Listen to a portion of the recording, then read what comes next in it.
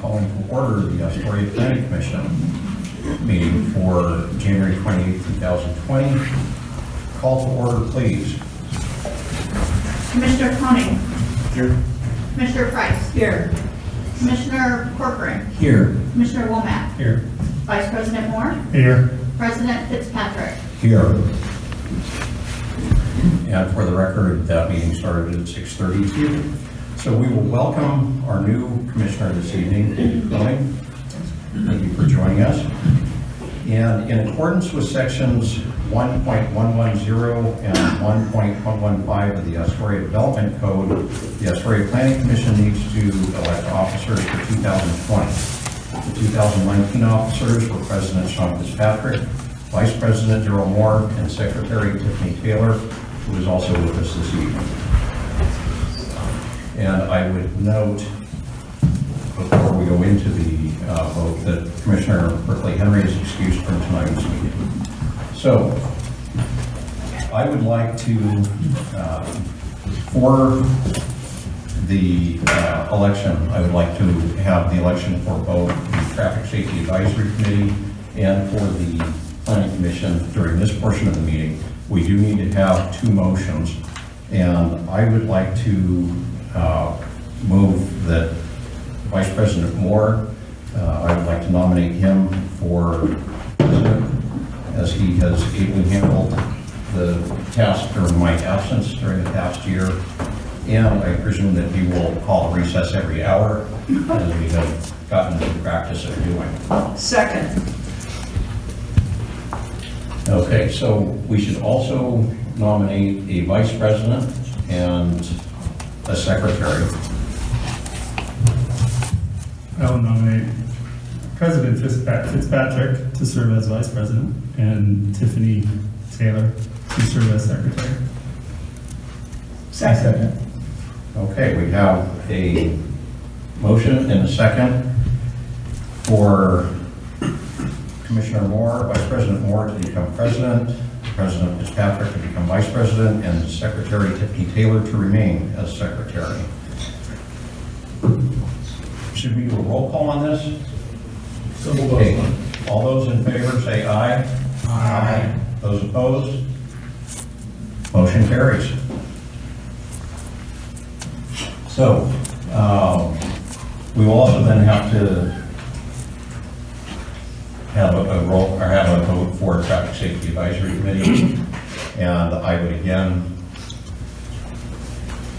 nominate Vice President Moore for President, as I have been nominated for Vice President of the Planning Commission. I would be happy to remain in that role, and again,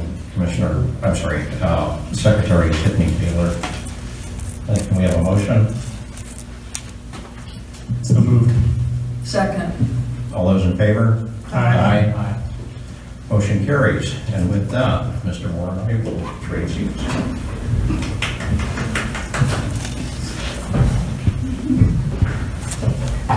Commissioner Kinder remain place as well. And ATAC.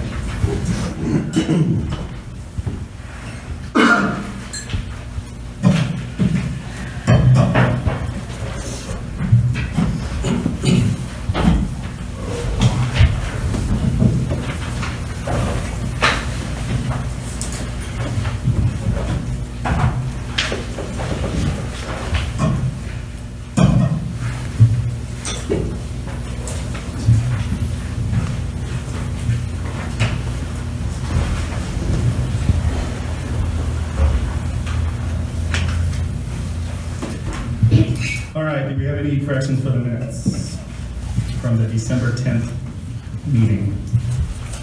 So it's continued from the December 10th meeting, the review of the November 26th, 2019 draft minutes. Are there any corrections?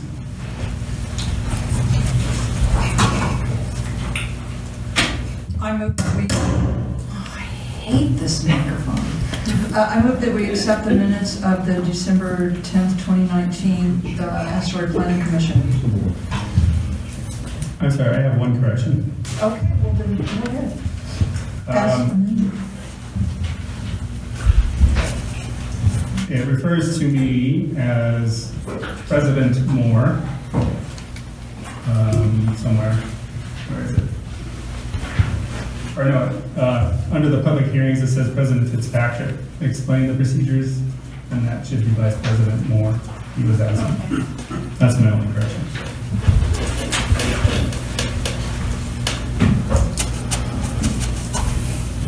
Do we have a second? So I move the minutes as amended. Thank you. Second. All those in favor? Aye. Aye. Opposed?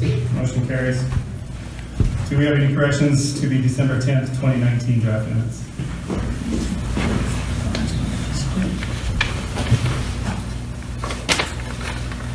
Is there a motion to approve? I move that the Astoria Planning Commission accept the minutes of December 10th. Second. Moved by Commissioner Corcoran, seconded by Vice President Fitzpatrick. All those in favor? Aye. Aye. Opposed? Motion carries.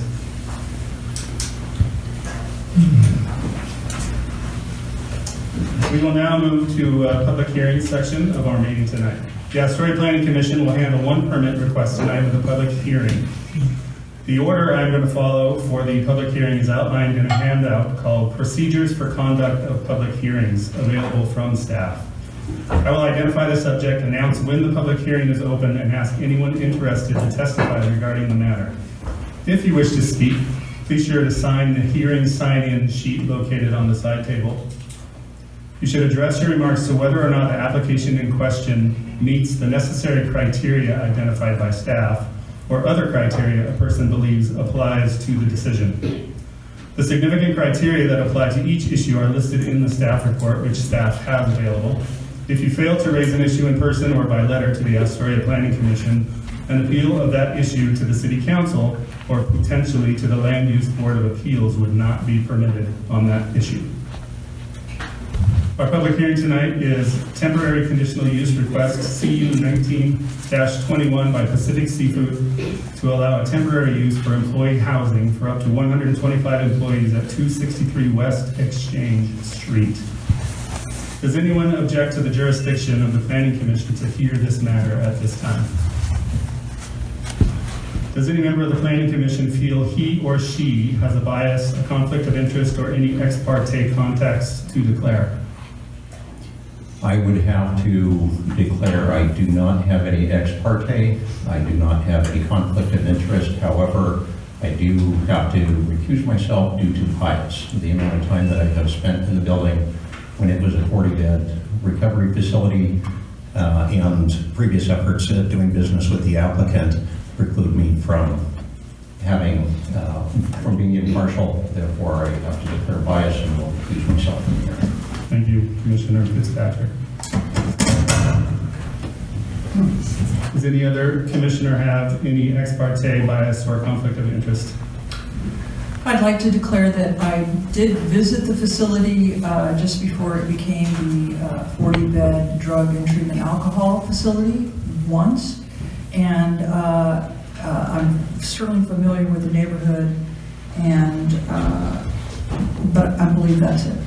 And I believe I can make a fair decision this evening.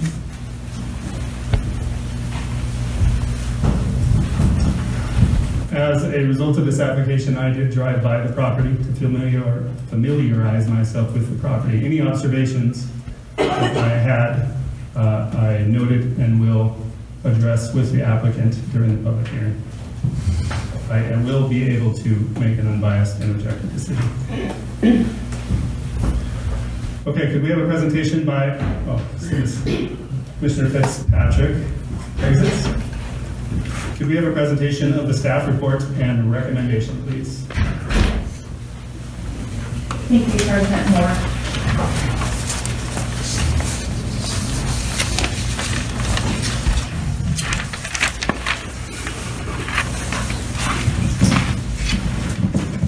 Thank you, President Moore. This application concerns 3 properties. Parcel 1 on this graphic is the brighter green, and it consists of the primary building. The other two parcels are stepped up in height. They're on an upper level. And parcel 3 and parcel 2 contain the 13 parking spaces referenced in the staff report.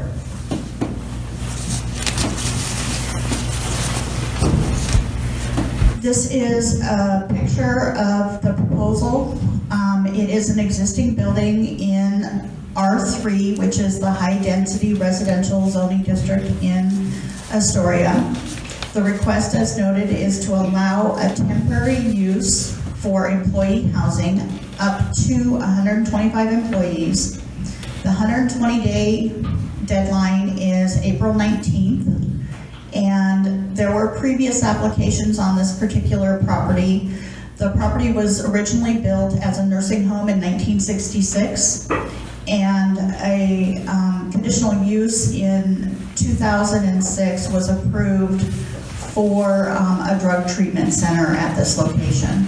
And if you'll note on this graphic, you can see the upper parking lot and the lower parking lot, and that the building takes up pretty much the entire portion of the main parcel that I referenced earlier. Yeah. So the site and adjacent neighborhood, the graphics or the photos around the map are of the Astoria Point building. The highlighted area in the middle of the map is the property in question. The property, the upper parking lot is accessed off of West Grand Avenue / Lincoln Street. The lower parking lot that is proposed to have the vans and the employee parking is accessed off of West Exchange. I already talked about that one. So the temporary use criteria, why did we choose temporary use? We were approached by the applicant to try to figure out what portion of our development code could review this particular type of use. And we don't have a good definition that would allow for this particular type of use. It's not defined in our development code. So we looked at other types of applications that we've allowed under our development code when we don't have a good definition for it. And we typically allow it as a temporary use permit, provided they meet the criteria. This particular application is a limited investment. That's one of the criteria for a temporary use permit, and it's limited duration. We have indicated that as a condition of approval, we would limit it to a 1-year duration. The conditional use permit requires that all uses would comply with applicable access, parking, and loading standards in Article 7. As this use is not defined, I tried to find something that would be comparable to judge this particular application with regard to parking. The applicant has indicated that they are providing shuttle buses for the applicants, or for the residents rather, and that they would provide them to and from work and for shopping and other trips. Given the number of people proposed to be at this location, I put the condition that 3 shuttle buses shall operate to transport the residents to and from work, shopping, and other trips. The second condition is that the number of residents traveling to the site by private automobile shall be limited to 13. That is the number of parking spaces on the upper lot. The third condition that I proposed having to do with parking is that the spaces to the west of the site, at the west end of the building, shall be marked for the shuttle buses, 3 spaces for the shuttle buses, 2 spaces for employee parking, and 1 space as a loading zone. And then the last condition with regard to parking is to provide for long-term bicycle parking and short-term bicycle parking, to provide for alternative transportation. The applicable comprehensive plan policies are found in the housing element. The first one is to maintain attractive and livable residential neighborhoods for all types of housing. The second one is to provide residential areas with services and facilities necessary for safe, healthful, and convenient urban living. And the last one is to protect neighborhoods from incompatible uses, including large-scale commercial, industrial, and public uses or activities. And as noted in the staff report, this condition is not met, but can be met with the conditions of approval as proposed. With regard to the conditional use permit standards, the use is proposed, the use is appropriate for the proposed location.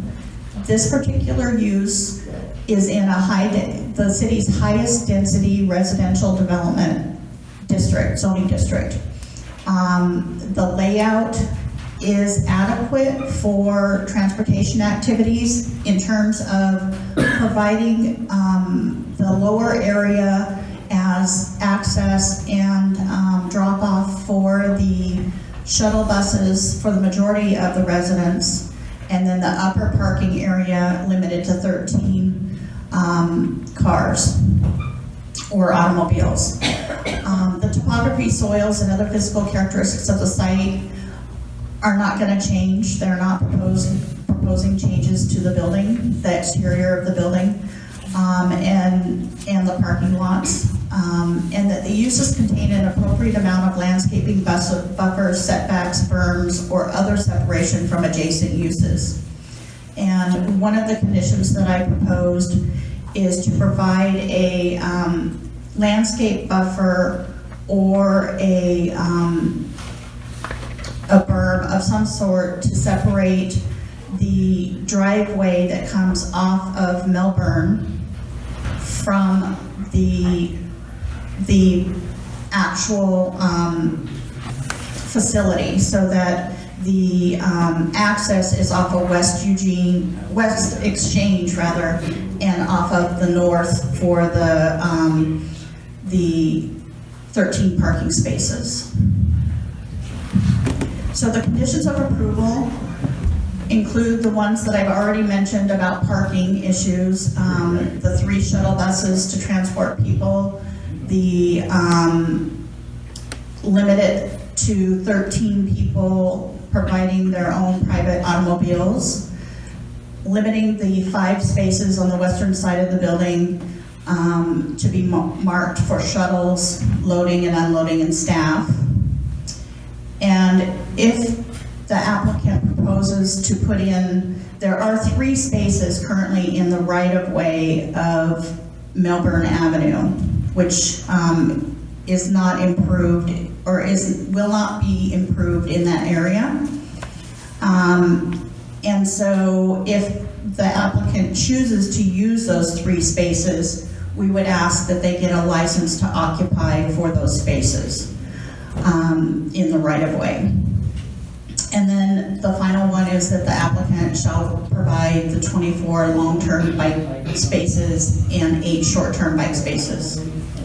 And that the location and the design come back to the city planner prior to occupancy.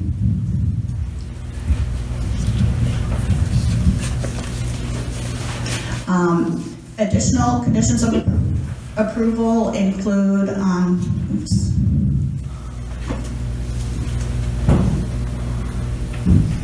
the refuse disposal site.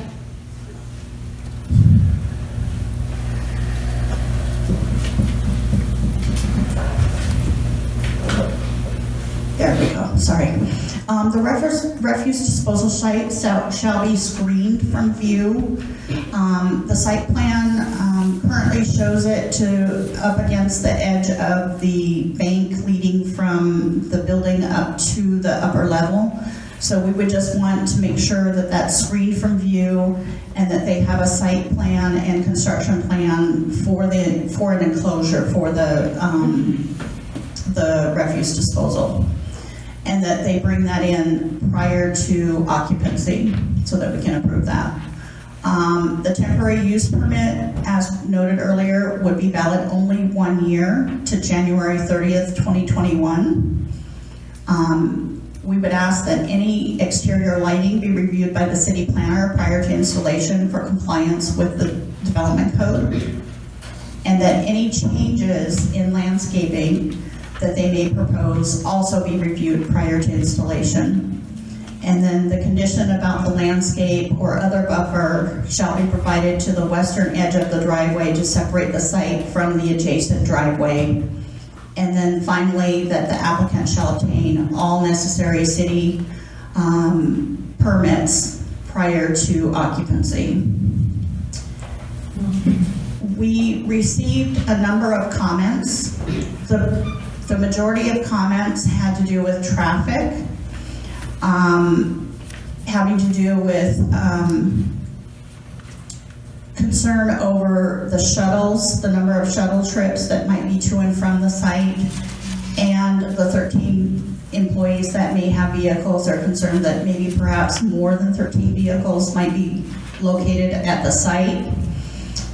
Parking, the comments were concerned with limiting it to 13 vehicles. Who would police it? Who would make sure that off-street parking is not a problem in the neighborhood? Neighborhood issues also were a concern for several written testimony. They suggested that perhaps a good neighbor agreement be provided with performance standards, contact information for the Pacific Seafood, and requiring responses within 24 hours with regard to concerns.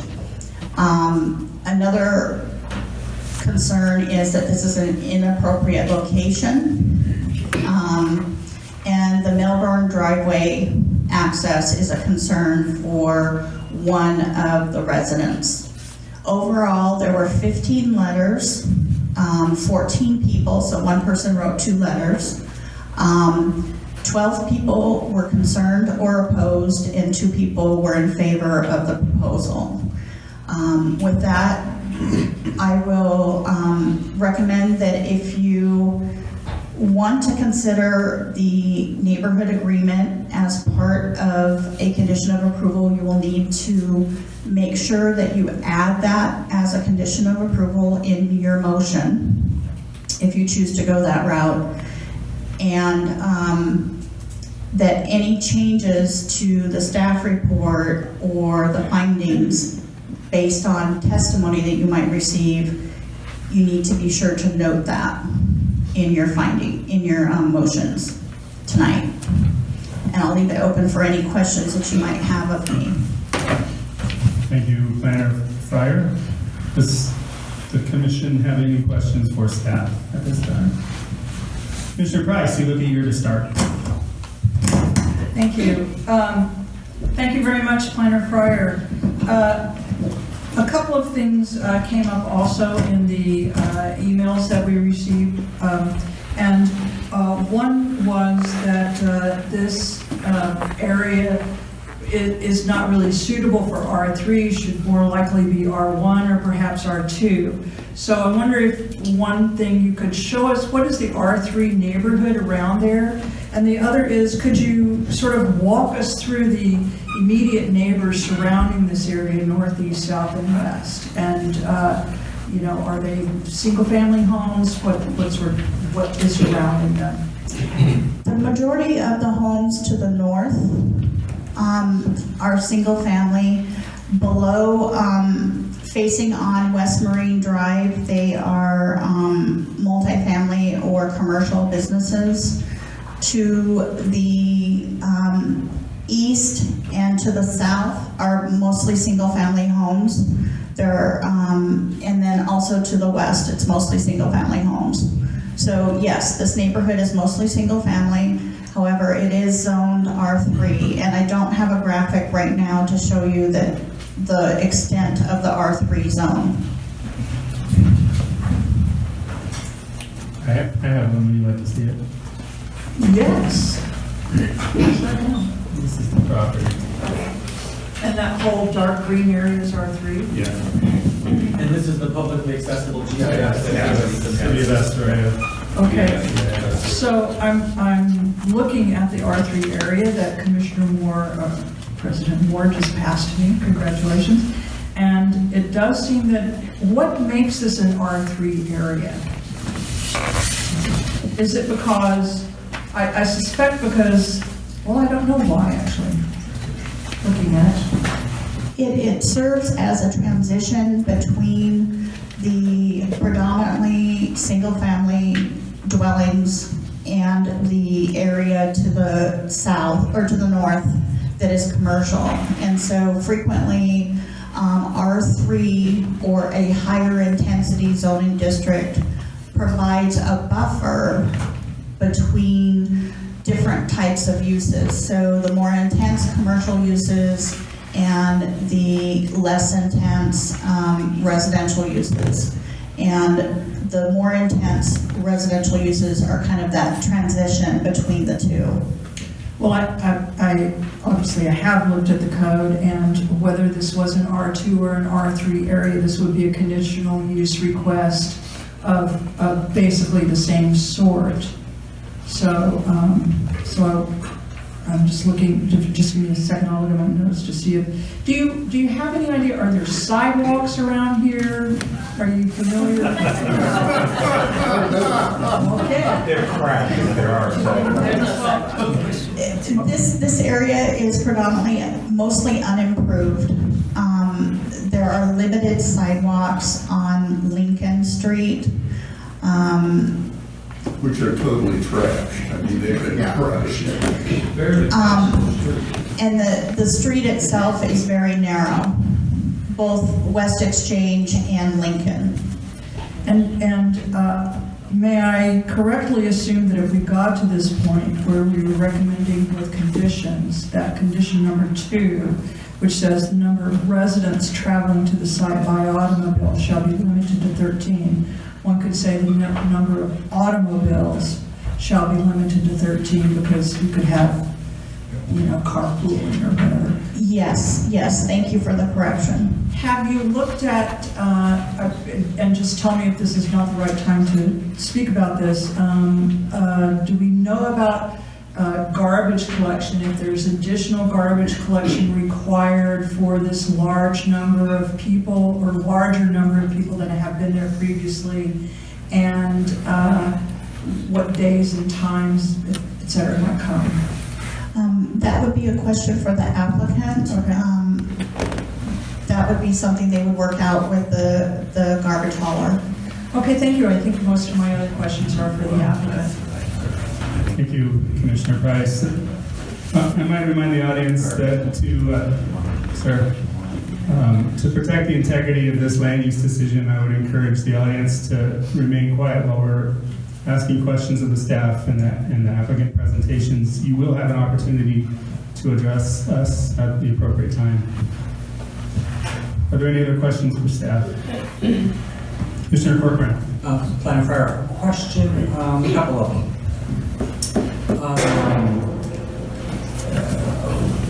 Traffic and parking are big issues. The condition was three buses.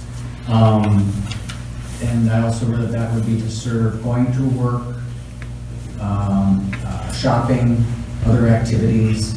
And I'll have to ask the applicant maybe what it envisions 24-hour scenario is of comings and goings. I'm wondering if the number 3 is somewhat arbitrary, and if not, adequate and abundant would be another way to go about that. I would hate to be a few buses short and make an exacerbated situation. So question, I guess, how'd you come to 3?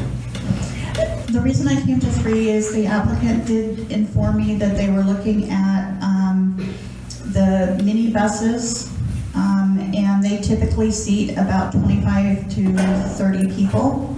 And so I extrapolated that based on morning and evening times of activity, and that 3 should be sufficient for 125 people, given that they're in staggered shift work. I see. And so for a more specific sense of what the timing of the day would be, should I ask the applicant kind of that? Okay. So Yes, I'll wait for please. that. So another question, though, that might be appropriate for staff is, with a facility of that size, the housekeeping. There will be a variety of housekeeping vehicles needing to come and go, and those are included somehow in the 13 and all of the existing numbered parkings. I anticipated that they had a cook, a resident manager. I did not anticipate a housekeeper. So I did not include a housekeeping space in my calculations. I mean, I'm imagining a 125-bed motel and the number of carts and vehicles and stuff, that might be a capacity you might need to consider, I guess, some more. Question about the word temporary. In this case, it's used both in terms of being a limited investment in the facility, so it's not getting bigger or moving like that. But in this case, there's also a temporal, 1-year temporary conditional use permit being sought. Yes, the other 2 applications that were approved as temporary uses were limited both in investment and in time. The other 2 applications were a music studio in a church, and it's renewed on an annual basis. The other item is the warming center, and it is renewed on an annual basis. And so this would be similar to the warming center and that annual renewal. So I'm thinking about potential scenarios, like let's say things maybe don't go as well as anticipated. Is there an ability to deny annually, or is that a real decision space, or once the conditional use is permitted, is it more permanent than I'm guessing? Under the temporary use permit, they would have to come in annually if they wanted to continue that use. And you would make findings based on the information that you have at hand at that point in time. So if the applicant is not complying with the existing conditions of approval, or there are additional conditions of approval that may be needed for whatever reason, or modified, then you would do that at that time or deny it. Thank you. A related question in regard to the other annually reviewed conditional uses like that. Is there a single contact person? I saw either in the letters or someone's staff report about the idea of a single contact person for community members with concerns. With the warming center, it was an issue early on with regard to trying to get compliance, if you will. Mm-hmm. And the warming center worked very hard to work with the neighborhood and the people who came in to use the warming center.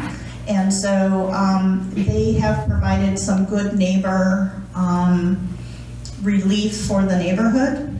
And so as far as I know, there is not just one contact person. I know that they have a website and they send out information to me and a variety of people, including the police and fire and the dispatch people, to let people know when they're going to open. And so they do provide that information, and they have the one email address. So I'm envisioning this will be different in a way. It will probably be more like on a Saturday night, maybe if something is loud, wanting to sort of have, I guess it would just be called the police like you would normally do. But I guess what I read in some of the letters was a desire to have a point of contact for sort of an immediate addressing of concerns. Is that part something that would be in the agreement possibly if there was a good neighbor agreement written up? Is that where that would occur or? That is correct. If you chose to do a good neighbor agreement, that agreement would be between the city and the applicant, and we would negotiate all the points that you want to make sure are in there, and then we would provide that information. If you chose a point of contact, we would provide that information to the residents. Excellent, thank you. One final staff question, I think, and that is with regard to the parking around the perimeter of the property. Given the nature of the roads, narrow, steep, poor sidewalk, what is the current parking? How legal is it to park there? And would reducing parking on the street adjacent to the parcel be a mechanism to address some of the concerns that have been pointed out? I believe that it could potentially be a solution to reduce the parking adjacent to the area. I think that that is something that you could consider as a condition of approval. However, it is up to engineering to limit parking to zones or to certain number of hours or by permit only. That is something that engineering staff would have to approve. Oh, it's the city manager, so. Okay, thank you. And that is all the questions I have for staff at the moment. Thank you, Commissioner Corcoran. Commissioner Koenig, did you have any questions for staff at this time? Yeah, a couple quick, I think, echoed some of the previous ones from the previous commissioners, so I think those were good questions. Interested to see how the shuttle schedule would work and how, considering 13 cars and that many people might be considered or enforced, so we can talk about that. You said the renewal is annual. Is that an administrative renewal or does it come back before us for renewal? It would come back before you as a renewal. Okay.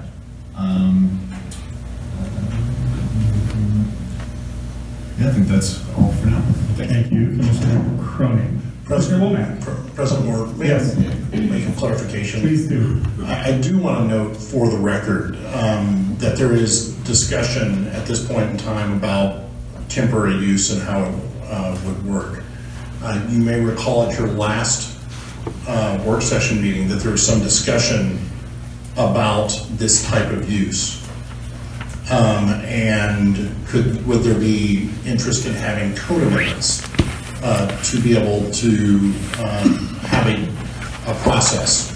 This case was not discussed at your work session in December because we couldn't, because it would have been an ex parte contact. However, you did discuss the concept of dormitories in multifamily zones.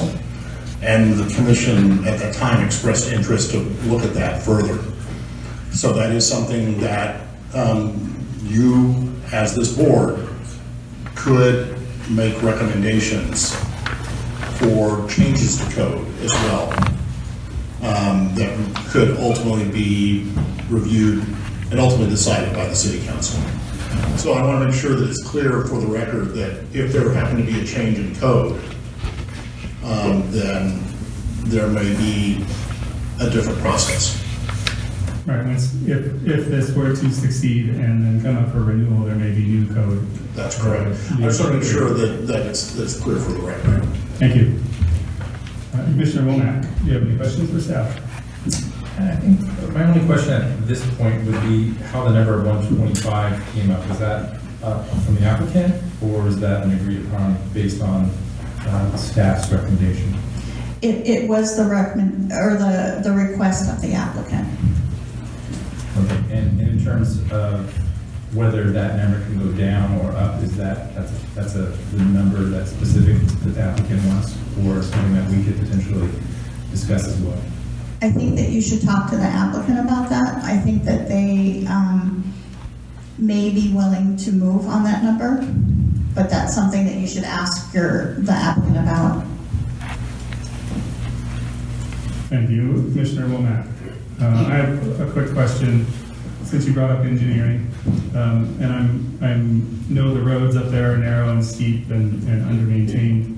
Has Public Works had any, I didn't see any in the document, has Public Works reviewed any applications or had any comments on this application in any way? We held a pre-application development meeting with Nathan Crater, the city engineer. The fire chief was also there, Chief Crutchfield, and Public Works was also there.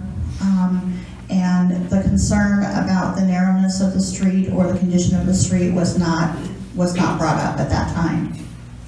The fire chief did take his apparatus out to the site to see if it could maneuver both in the lower area and in the upper area, and found that he could adequately secure his apparatus in both locations.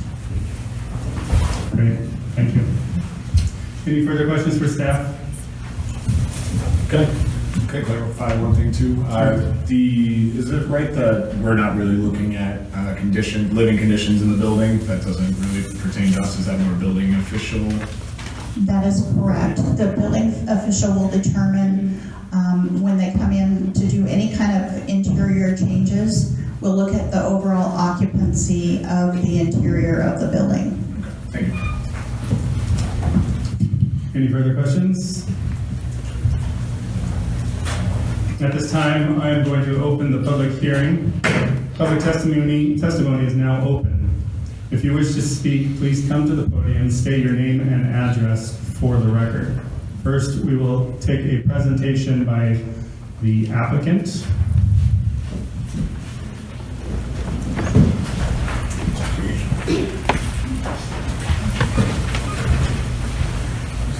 Good evening, President Moore, members of the commission. Can everyone hear me okay? All right. I think if you could move that as close to your face as possible. Okay, I'll try. How's that? I think the mic might not be on. Well, we want to fix On the that. very bottom.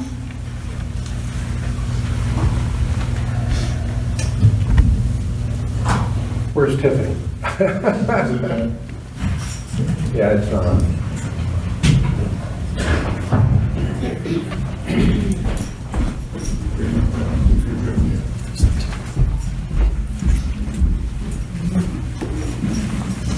Here, oh, you got it. That's what city managers are for. All right. Okay, let's start over. President Moore, members of the Planning Commission, let me introduce myself first. I'm going to introduce Mike Malucci with Pacific Seafood. And we're going to do the applicant's presentation this way. I'm going to talk briefly, and I think we can answer a number of your questions that you've asked staff. And I want to go over a few things, and I'll turn over to Mike. But throughout the hearing, if you have questions that you think of, please ask us while the hearing is open so we can try and answer them. I don't know that we can answer all of them tonight, but we'll do our best to do that if we can. So my mailing address is 1211 Southwest 5th Avenue, Suite 1900, Portland, 97204. My name again is Mike Robinson, and as I said, I'm here tonight on behalf of the applicant. Standing behind me and to my left is Mike Malucci. Mike is with Pacific Seafood. Mike is tasked with finding locations for workers. That's the biggest challenge Pacific Seafood in Warrenton has, is finding places for the employees to live. As you know, housing is limited and expensive, especially in the summer, and that's when they have the peak demand for employees. So I think I only have 4 things to say before I turn it over to Mike. First of all, we agree with the staff report findings, the conditions of approval, and the recommendations the Planning Commission approve this as a temporary use. I think Barbara did a nice job of explaining that this isn't a permanent use. This is for 1 year, which is what your code provides for. If you approve it, and if the applicant wants to continue operating after a year, we have to come back in a public process and have the Planning Commission approve each extension, and that's up to us to meet the burden of proof. We agree with the 11 conditions of approval, especially those having to do with parking. We think they're reasonable and they're feasible to be achieved.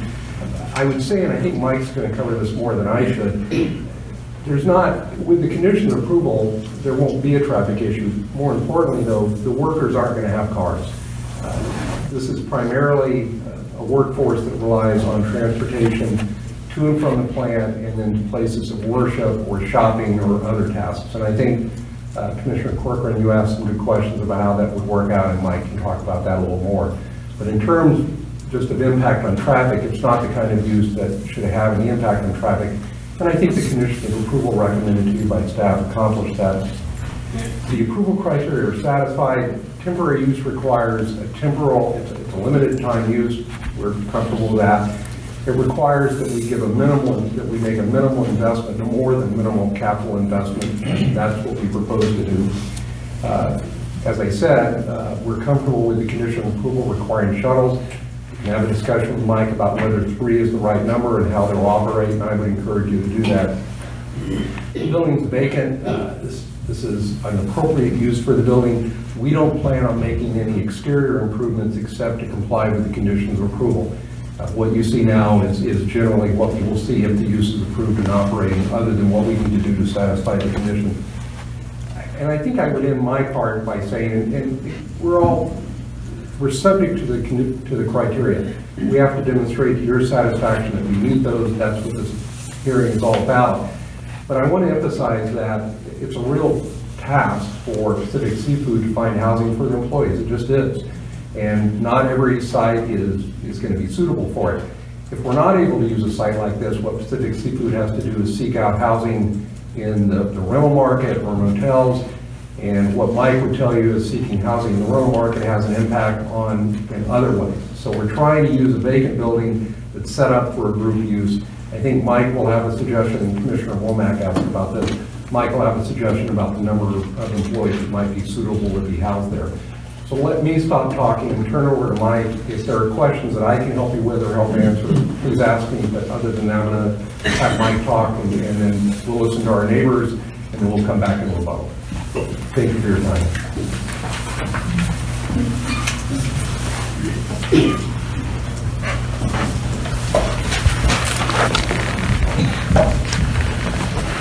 Good evening, Commissioner Moore, President Moore, and Commission. I appreciate your time here this evening, and I want to thank the city staff for being so helpful and responsive. Hopefully tonight, my name is Mike Malucci. I'm the Director of Housing and Facilities for Pacific Seafood. I was assigned the task about a year and a half ago to find housing along the Oregon coast in Washington to find workforce housing for our employees. So what I'd like to talk briefly about is the context of how I got here and the reason for our request to utilize the Astoria Point for at least a year and to answer any questions. The general manager of the Warrenton plant, which was burnt down sadly about 5 years ago and was rebuilt and opened this last summer, is here. John King, and the HR manager, Kara Nehemiah. I always mispronounce her name, and she accepts my apology always. Hopefully tonight's discussion will be a positive dialogue between us and the neighbors, and that's in the community. And that's really why I'm here. But let me give you the context of how I got here and Pacific Seafood got here. Historically, the housing for our seasonal workers and our permanent team members has really been going into the community and seeking housing, rooms, apartments, and other means of housing.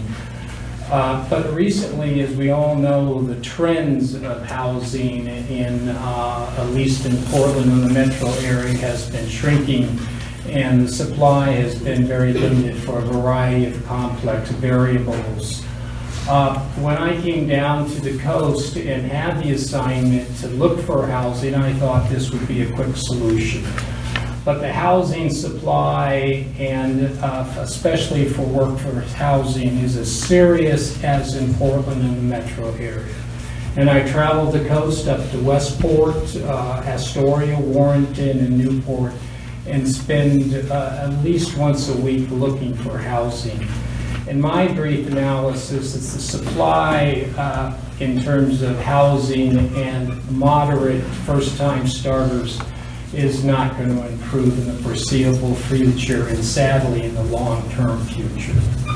So the solution for us, or for my thought process and the staff that I work with, was either to buy housing, residential housing, or apartments. But that created a problem in terms of our value at Pacific Seafood. By buying that type of property, we're going to create a larger problem for housing in terms of shortage. So part of the solution that we thought of in terms of a proactive solution was to look at commercial buildings. We looked at one in Newport and we looked at some in Westport. In Westport, our solution, because the supply was a little different, each location has a different supply issue. And we bought a small cottage motel that works well for our plant up there and has worked for at least about a year and is currently working. So the solution really wasn't the best solution in terms of acquiring apartments or residence houses.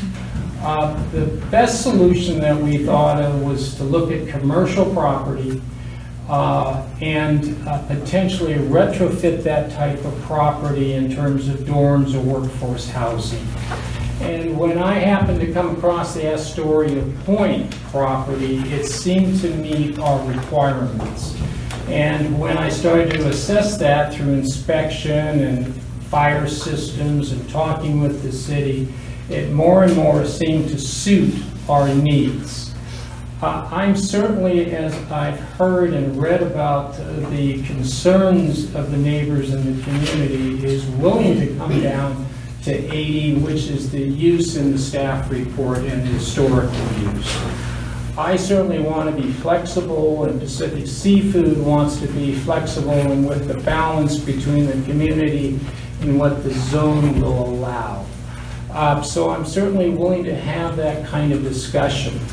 Why the Astoria Point property fits so well is that it's safe, it meets the building code requirements, it has a fire system in terms of alarm, and a sprinkler system. It has a central kitchen, it has sleeping quarters, it has showers about every 6 rooms, and it has a laundry, and it has a large recreational facility overlooking a spectacular view of the Astoria Bridge. What Pacific Seafood has and has implemented in the last 2 years over my watch is to create an operational plan with a housing agreement. And that housing agreement is a buy-in from the team members that they sign to be allowed housing or abide by the housing program. That agreement says that you will abide by our program and you will get housing. And that's a very positive thing in a community, Westport and also Newport, Astoria, and Warrenton, because unfortunately there's no housing. If there is, apartments are running about $1,250, and that's fairly cost prohibitive for a team member. So once they sign or agree to the agreement, they have to abide by certain house rules. We have a dormitory manager on site in Westport. They've signed the agreement. The compliance is fairly strict. They can't drink on the property. Smoking is in a certain area. They have to limit their noise past 10 o'clock. It's essentially be quiet and stay in your room or congregate and socialize, but don't impact the neighborhood. They do cook in their rooms with crock pots and small burners, but that is very limited. So they have to abide by this agreement, and if they don't, they will be terminated after a warning or two. If it's severe enough, they'll be terminated immediately. They can still work if the behavior isn't egregious enough at our plant, but the reality is they won't be able to find housing. In terms of transportation, I certainly want to address that with the community, is that we generally have shuttle bus or vans, just like the airport vans that you see at the airport, and we shuttle people to and from different locations.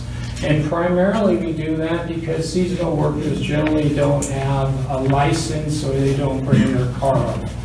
So speaking to the HR manager, Kara, it's usually about 2 to 5% of the total group. So it's very limited. And we've played that out in Newport where we rent a lot of motels presently. And we shuttle them back and forth. So I'm certainly willing to answer questions on that.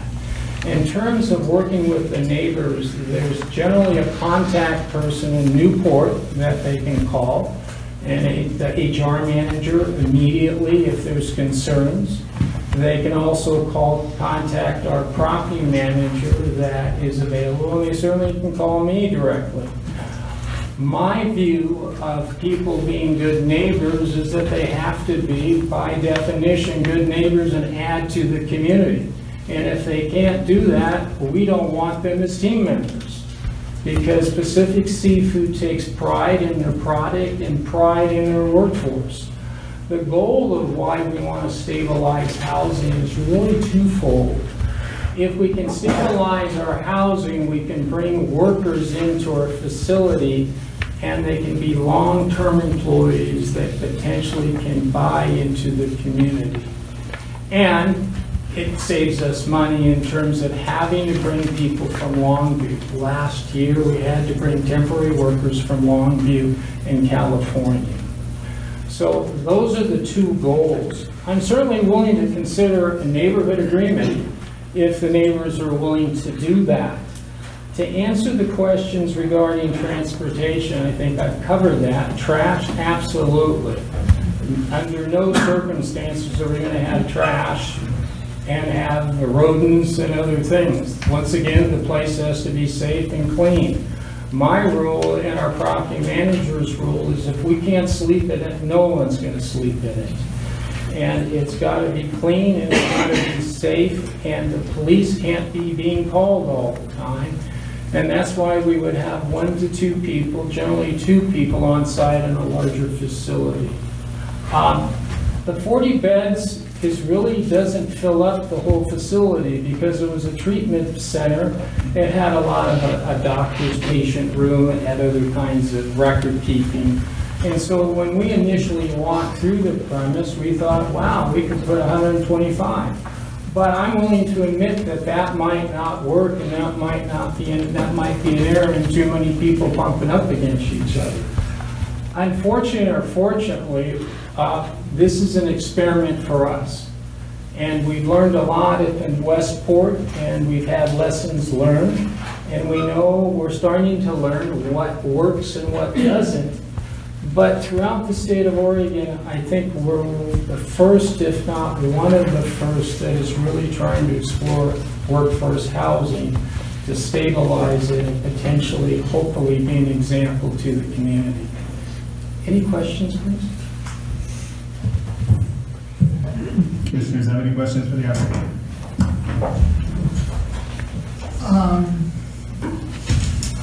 I'm trying to get them in order here, but just what comes off my head right now is that, and I suspect this is because of the process, and council staff will let me know if this is an inappropriate question. But you know, this is sort of like putting a hotel in. And when hoteliers come to us and want to put in a hotel, they tell us what it will add to the community. And I think that just for myself and reading some of the comments, what we're hearing, what we're lacking is not so much what Pacific Seafoods wants to do with this particular facility, but who are these people? And I don't mean, are they documented? There's been some kind of semi-racial overtones or ethnic overtones in some of the comments we received that I think are not good. We hear them in the same way that comes up with the warming center. Who are these people? Sure. We don't know who they are. But these are working people. When are they coming in? What are their jobs? What are they going to do? When are they coming in? Are they coming in at all times of the day? Do they have shifts? Tell us the story of who you're going to put here. Okay. President Moore and Commissioner Price, I think the HR manager, the GM, might be able to answer that question in a more precise way. But let me sort of put context to it. I ran a mediation center for the city of Beaverton a long time ago in my career. And I think part of it is we all suffer from it, at least I do, is the other problem. The other, if it's a handicap, if it's a person of color, it's always the other, and once you bump up against them, you have a better experience. So let me just give you a short story. In Westport, we have a manager. I hired her, and she was real concerned because we brought some H-2B visa workers, and she was real concerned about that. But once she started to talk to them and socialize with them, she really found the stories incredible in terms of what their work ethic is, and it changed hers and hopefully the workers. And it was a positive experience.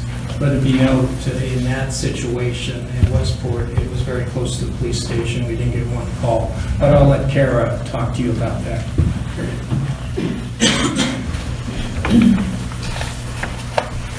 Hi, my name is Karen Nigula. I'm the HR manager here for Civic Seafood.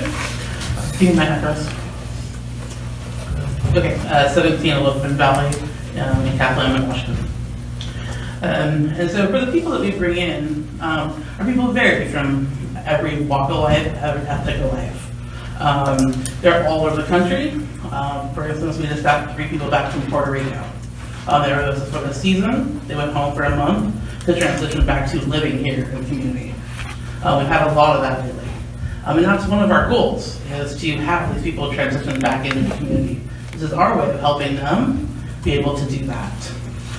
Being able to afford an apartment for 1 bedroom at $1,100, $1,200 a month, when you're making, a wage that's not horrible with a lot of hours, is hard for one person to do. I think everybody can admit that. But we have people from every country and every state that come to us. Most of these people are either people that kind of support a family at home, and they're in a struggling community where there's not a lot of work. We had people from Louisiana last year. Not a lot of work there. Also, the unemployment rate's high, and the wages are low. They made 3 times as much as they would have made in Louisiana here at our county than they would have made at home for that summer. If I may, just to follow up on this, I don't really care where people come from, what their ethnic or racial background is. I was really more interested, what are their jobs? What do they do for Pacific Seafoods? When will they be coming and going? Are there different shifts? What times of day? How many buses will be coming and going at a certain time? And again, and just in terms of the people, what are their jobs? Are they filleting? Are they picking them off I'm just, part of this is just interest and interest of the community, that part. But then the other part, in terms of how it impacts the neighborhood, is when will they be coming and going? How many will be coming and going at a certain time, whether it's 80 or 125?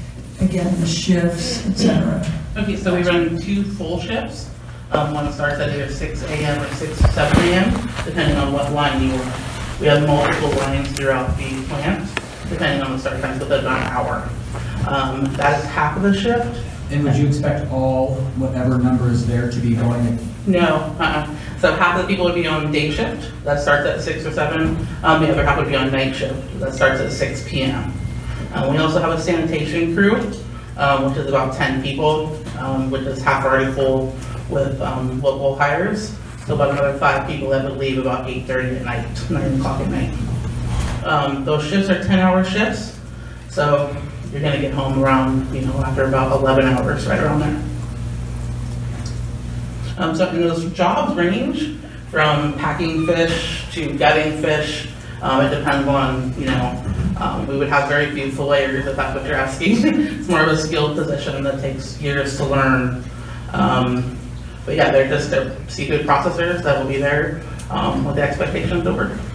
So just in terms of transportation and parking, the coming and going through the neighborhood, which seems to be one of the largest concerns, is that, you would have perhaps 3 buses coming in at 5:30 in the morning. Yes. To pick up people to go for the day shift. Yeah, well, they would be getting off around 4:30 in the morning So they would be headed back around 4:30 in the morning. So you've got And they some- would transition right. out, and then the day shift would come in, and then we'd get on those same buses that just dropped everybody off. Okay, and then in the evening hours, we're talking about sort of 4:30 a.m. for a transition, and then what's the evening hour It's about transition? 4:30, 5:30 in the evening. In the evening, and those are the two main hours. Those would be the two main hours. Now, like in the evening, we drop people off at Fred Meyer's, Walmart, downtown, things like that, and then they'll pick them up later.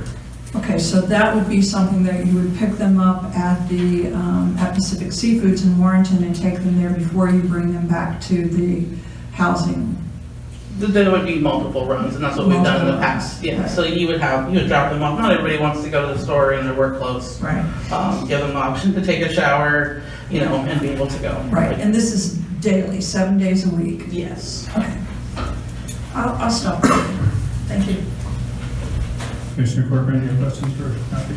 Thank you. And so I'm trying to envision the 24-hour day in the neighborhood. What I'm hearing is there will be an early shuttling of buses up those streets in the morning for the early shift. Yes. And then there will be the return of that shift in the evening. But also there will be buses coming and going throughout the day doing the various things you said. I guess imagine if we're there. So I expect some buses in the morning. And then during the day, what kind of traffic might be coming back and forth? I would expect 3 or 4 cars a day. Cars or buses? Buses, Yes. either one during the Okay. day. Our employees would be drivers, and they would also be helping do other things. So, Okay. if a night shift person, after their shift, wanted to go home, take a shower, and go out for a little while in the morning, they would be dropping them off. So, Is it possible that the vans could be driving 24 hours a day up Lincoln and Melbourne? this summer when we had housing at other locations, our buses really ran for about an hour and a half in the morning, hour and a half in the evening, and about 1 or 2 trips otherwise. Thank you. I'm thinking now also about pedestrian traffic in the neighborhood. Has there been any, so in Westport, for example, how far are the cottages from the local, say, mini mart? That answer. They're in bicycling and they could walk, but it's a different kind of layout, just to be frank with you. Yeah, and to be frank, they won't be bicycling a whole lot up to this location. Yeah, it's kind of hilly. And so there will be pedestrian traffic, and there are footpaths, but not sidewalks, but stairways and stuff. And so I'm just wondering about, I guess, the pedestrian impact on the community, if you thought about that, if there is any. Certainly, the drivers are trained, they have to drive in a safe and abide by the speed limit. Certainly, there can be an agreement on certain routes that would be taken at certain times, not to reduce the impact or the significant concerns of the neighbors. It could be a kind of a mixed way to drive different areas. I generally go up a steep hill and then. Sure. Also, I'm also wondering the season, from when to when? May to, Mid-November. May to November, so. essentially May to November, and will there be the same number of workers, or will they come and go with the species and production? It would be the same amount of people. Most of our crew stays for the entire season. So it wouldn't be like 80 and 40 and 60 and 30 and 81, and it would be pretty consistent. Very consistent, yes. And what happens in Westport, what would you expect to happen here in the off months with the facility? It would, so as the fishing season comes, based on how the fishing season, it cranks up, cranks down, cranks up. I suspect some of you already know that. Does Westport close, for example? Yes, it does. The cottages actually close. Would you expect that to be the case in Astoria? I'm not, is that correct, or are they gonna? I would think so, yes. I think so. So, But it's a large, Didn't give I'm the- sorry, it's a larger plant, so it's a plant that really hasn't met its capacity yet. It's I guess the point I'm getting at is the impacts that we're talking about. I guess it is also true that they will be limited to a certain time of the year, the most trafficy time of the year, but it'll be a May through November residency. certainly, I would agree to that.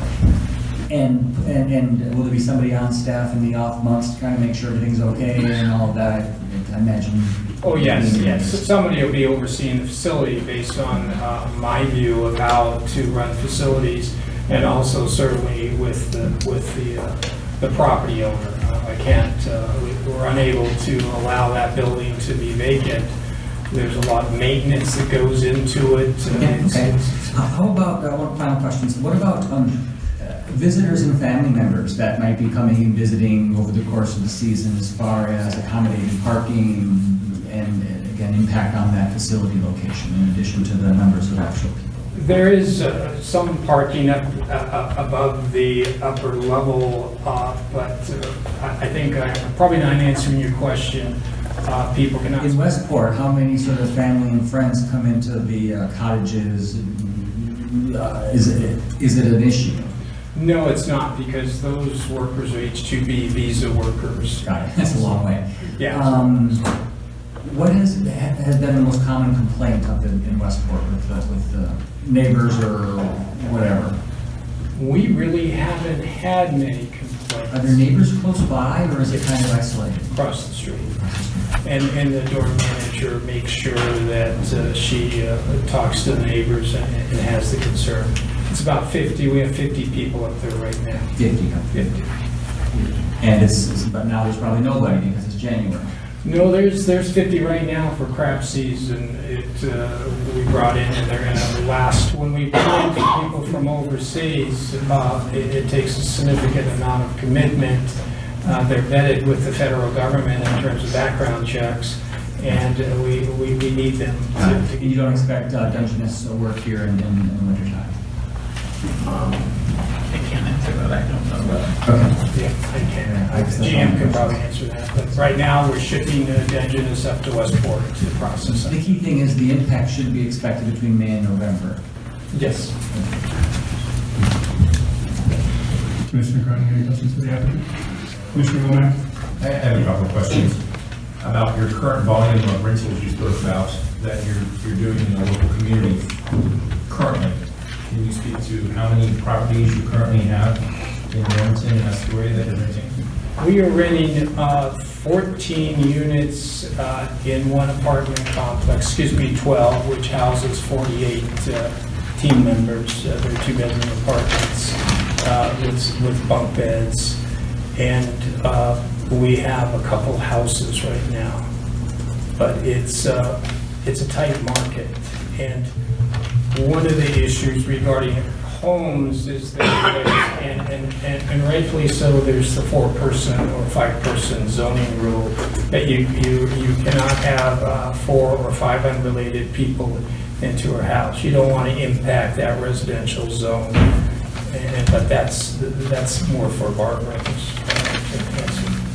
I was more interested in your impact. Is your intention to vacate those other properties to allow this to be more of your primary workforce, or you started out by saying it's expensive to get apartments and properties, and workforce housing is expensive for people who actually have jobs and are looking for properties. Is that part of your initiative? Our goal is really not to take apartments or single-family homes off the market, but that plant right now is, we need another, for full capacity to make it function, is around 120 people. So coming down from 125, that's part of the reason I got that number, is to go to 80. We still need 40, but we have other options we're considering, but they're a year out. And we always work with the city, so I always work with the city. I have a few questions. Could you talk about what improvements are necessary at the site right now to get it up to a level where you could occupy it? I think the property is pretty move-in ready.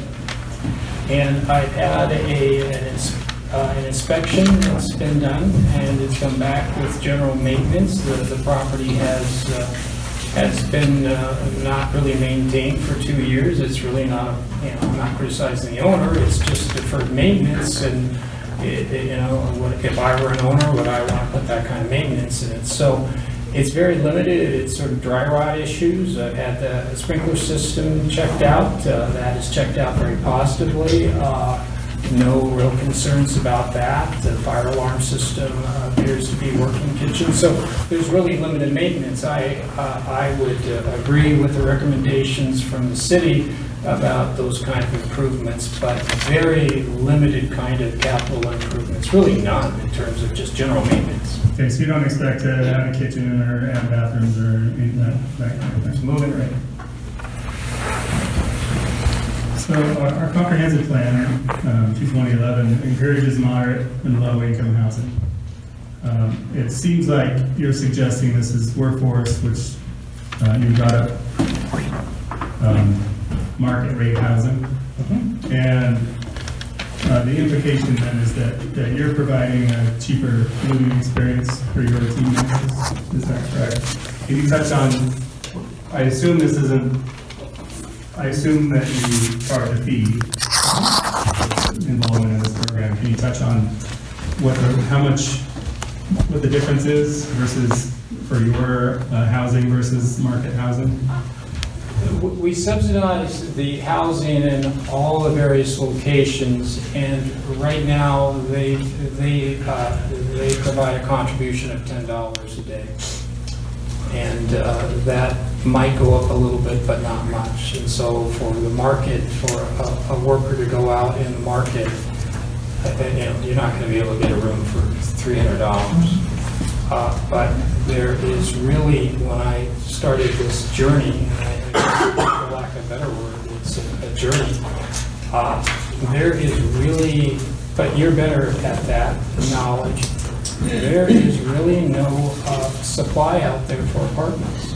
They're filled in Astoria, Warrenton, and Newport. You can't find an apartment that's vacant. And if they are, they're about $12.50, and based on the investor model and outside investors throughout the United States buying these kinds of properties, it's sort of a stock portfolio in my limited knowledge, they go up 7%. So that's a tough strategy. There really is no supply. If there were, I probably would not be here. Okay, I had a whole bunch of questions about the shuttle service, but I think you addressed the majority of those already. I think that's all the questions I have.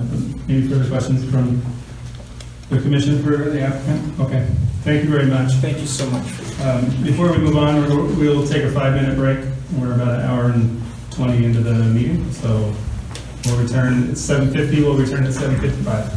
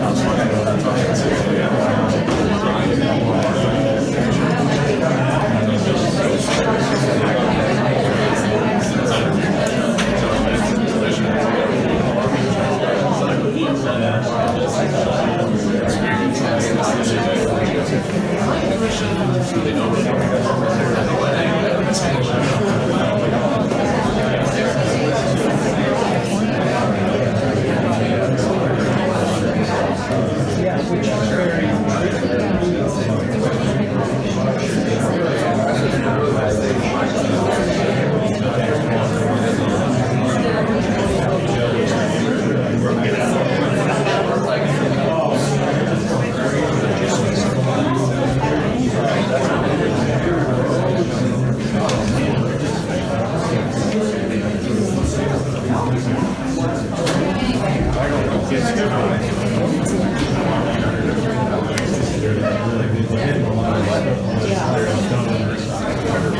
do you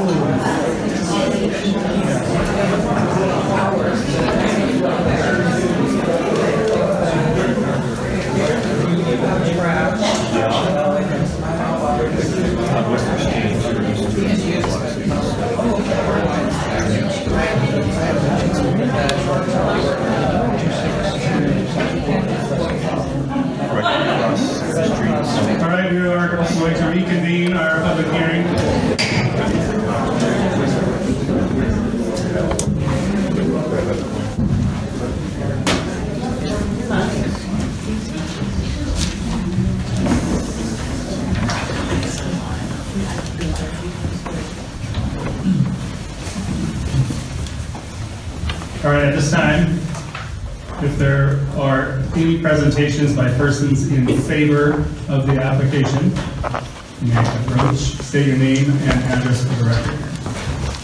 Public comments are limited to 3 minutes. If you reach the time limit, I'll give you 10 seconds to wrap it up.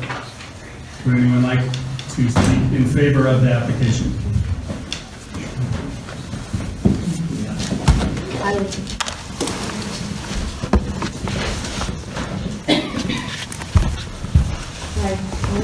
my name is Tammy Sanderson, and I work with John L. Scott, and I represent the seller or the owner of the property.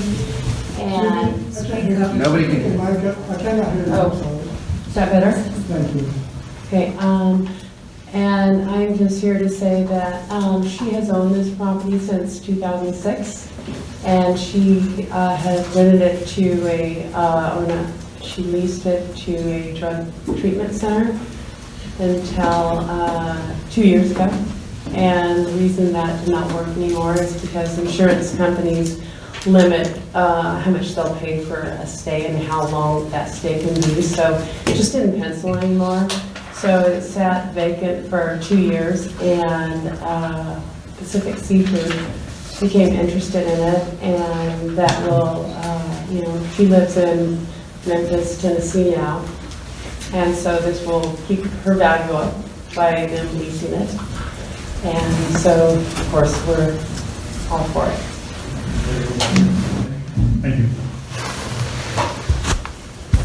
Are there any more persons that would wish to speak in favor of this application? Seeing none, is there a presentation by persons who would speak impartial to the application? Can I ask a question? I like the lady that just spoke. Sir, if you'd like to make a comment, I just you would can like come to to the ask dais. her if it matters if there's 125 or 30 people. Does it If matter to you, you? sir, if you would like to come and address the planning commission, you are welcome to do so at this I'm point. sorry.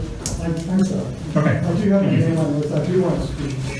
I just want to ask. All right, so we'll move to, is there a presentation by persons? Partial. Are you impartial? Okay. Well, I did mark partial on this sheet. My name's John Wecker. I'm at first 105 West Exchange, just 2 blocks east. My wife and I, Jackie, submitted one of the letters to you, and so I won't go through that, except that we were torn, actually. That's why I marked impartial, because we're aware of that housing issues. That doesn't make sense for the facility to stay empty, and yet what should go in it. We also realize, I think, that density in Astoria, if we're going to deal with these issues, is probably going to be something we're going to have to adjust to, and it's not always bad. Our prior experience with the facility was positive, both with the care center and the treatment center, in the sense of just a few complaints for us anyway, that we might have felt with some parking on the north side of West Exchange. On the other hand, the reality of a substantial and sudden population increase in the neighborhood is also, I think, a validation of livability and wanting to be a good neighbor. The comments tonight and your questions have been really good to fill out the vision for me as to what might happen. And I think you addressed some of the things I was going to say. I mean, a tripling of the number of people from the last occupants, 50% more for the previous, generated lots of questions that you have yourselves, I think, generated. So with the comments in the paper, I think you've in our letter, I think you've addressed most of them. I'd just like to accent, I think, at this point, one question that we noticed in there, and that's, what is the meaning of the phrase, lack of clear definition allowing the use classification, and no specific category for the proposed use? To us, this implies a totally new use in some ways, not totally, I won't use the word totally, but a new use, and therefore new questions. We feel that if the new use is being put within an inadequate classification, that then it may be overlooking some significant concerns.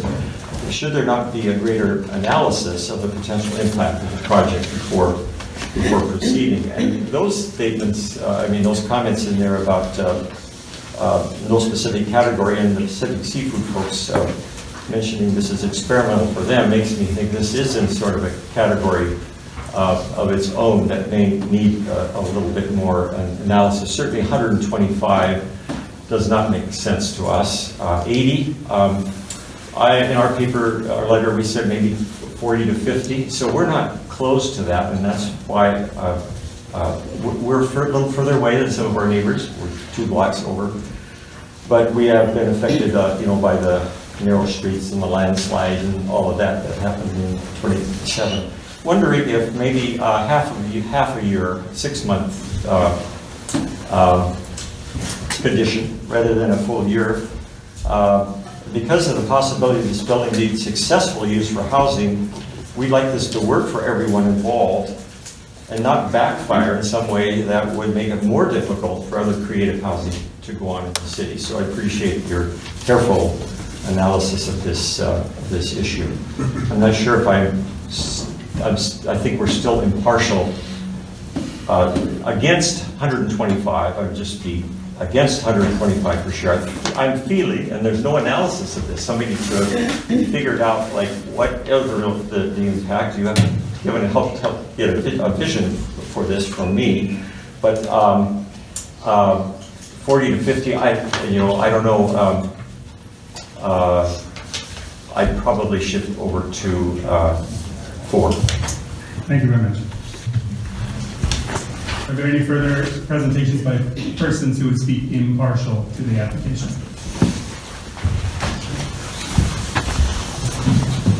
Diana Kirk, 151 West Franklin. I live about 5 houses to the right of this photo. I drive on West Exchange and Melbourne Avenue probably 6 or 7 times a day. I own Workers Tavern at the bottom of the hill. My children are constantly shuttled up and down that hill. It is very, very hard to drive on West Exchange with no cars on either side of it, but everybody's already addressed that. I think I just want to bring a little heart to this because we're all talking about zoning and all of this. Workers Tavern has literally been feeding cannery workers for 100 years, and they still eat in my bar all the time from Bornstein Cannery, and above Workers Tavern are cannery workers from Bornstein. I will welcome that place to be filled with cannery workers because none of us would be here if it wasn't for cannery workers. This whole town is based on the canneries, and I hate the idea of any cannery not being successful on the coast and having to move somewhere because we can't provide housing. This is a great use for that facility in my mind. I am concerned about the 125 and how it is going to impact my home and my children's lives up and down that hill just because I'm being lazy about driving up and down that hill. But I really would love to see more workforce housing in this town, and I commend the seafood companies on the coast, Bornstein and Pacific Seafood, for finding alternative ways. That place has been empty for 2 years, which hasn't done any of us on the hillside any good because it's attracted other types of people that have come and parked up there, which we don't really want either. So I don't know if I'm really for 125. It seems like a lot, but maybe we have to test it out, see how it goes, have a year change that.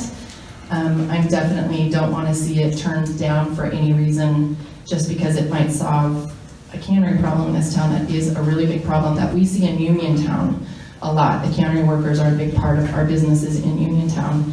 They provide a lot of income for the businesses in Uniontown. And for that reason, I would be for it. So thank you. Thank you, Ms. Kirk. Is there another person who wishes to make a presentation impartial to the application? All right, we will move on. Is there a presentation by persons who would speak against the application?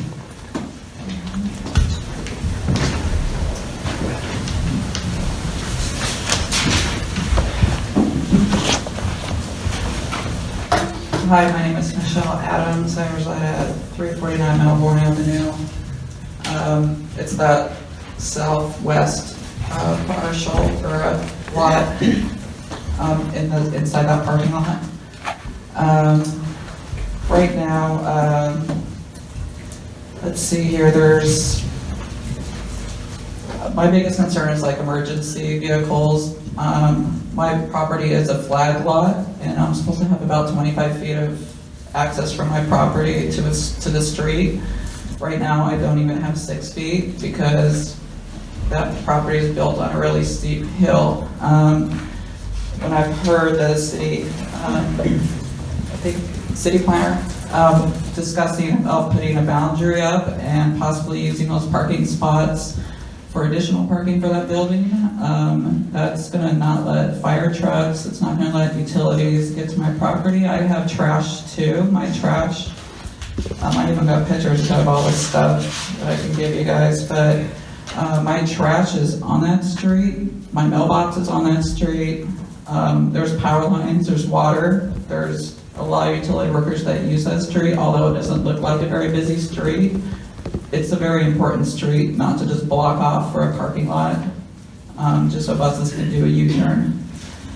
My other concern is that fire curb. You can see there's two buses already parked on the north side of that building. That's a fire curb. And you can already see that they're already violating that by parking and getting 125 people living there. And parking, if there's going to be 3 shuttles, they're going to have to back up behind one of each other as they each fill, and that's going to block all that fire hazard. Other fire hazards include how it used to be a hospital, and I am a nurse and I work in hospitals, and what I do know is there's a lot of oxygen lines running through the walls of hospitals. I heard the applicant saying that people are going to be using burners and crock pots to cook in there. I don't think that hospitals are built for that. We don't allow them at St. John's P-Cell Hospital where I work, especially smokers. We don't let anybody smoke inside of a hospital room. That's a really good way to blow up a building.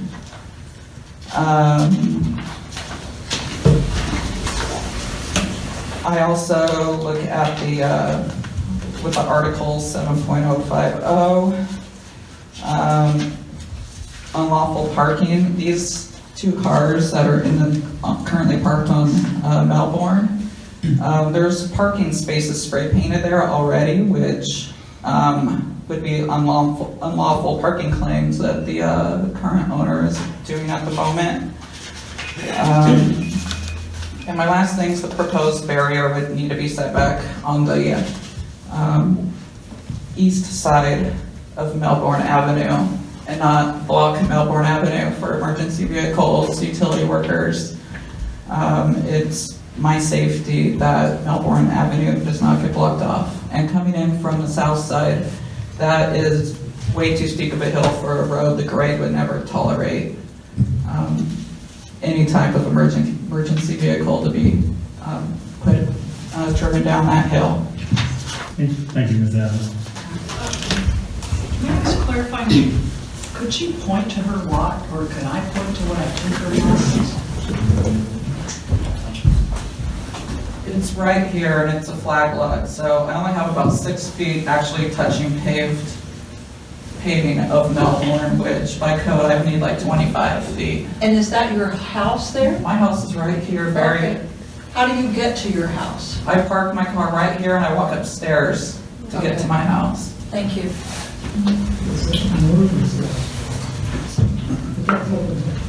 That driveway that y'all said fed the facilities. Sir, thank you. Is there a person who wishes to speak against the application? Yes, thank you. My name is David Gasser. I live at 249 West Exchange. I wanted to show you. It is the house immediately east of the property. This is another picture. This is a picture literally from our bedroom, and it shows the backyard of this facility. It's supposed to be handling not 40 people, which was overrun at 125. This is the outdoor smoking recreation area from our bedroom. And I just wanted to give that context because this is not experimental for us. We bought our house 19 years ago. It was a nursing home in a residential area. I don't know what this R3 business on Exchange and Lincoln and Grand are. It's a bunch of families living there, and we bought it because it was a wonderful, quiet neighborhood. When the point arrived, we tried to work with it because we were sympathetic to the need for drug and alcohol And we made no formal complaints, even though the fence that I showed you was destroyed by baseballs, footballs, and horseshoes. Astoria Point rebuilt it. Our outdoor lighting system was destroyed and replaced by Astoria Point. Our house was dented with baseballs. A baseball missed our window by 3 inches. It would have gone through our television set.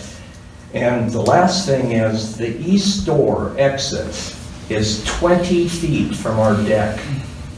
And when 3 people go outside at night and talk and smoke, it is like they have joined us in our bedroom. So we had speed dialed the Astoria Point people to help us, and they stopped people exiting from there and eliminated them being on the east side of the building to kind of work with their neighbors, because we couldn't sleep at night when people were coming outside and talking and smoking. The time that these people are going to be here with 125 is the only time we can open our windows and go outside and be on our deck. And our property taxes have doubled because we live in such a favorable part of our community. In conclusion, if 20 people are in that backyard, for our neighbor, it's like an echo chamber. We can't be outside, we can barely conduct conversations. It's so loud. And the smoke, which we don't smoke, neither do our neighbors, it drives us inside, and we close our windows for Astoria Point to accommodate 40, and at most 20 being outside at a time.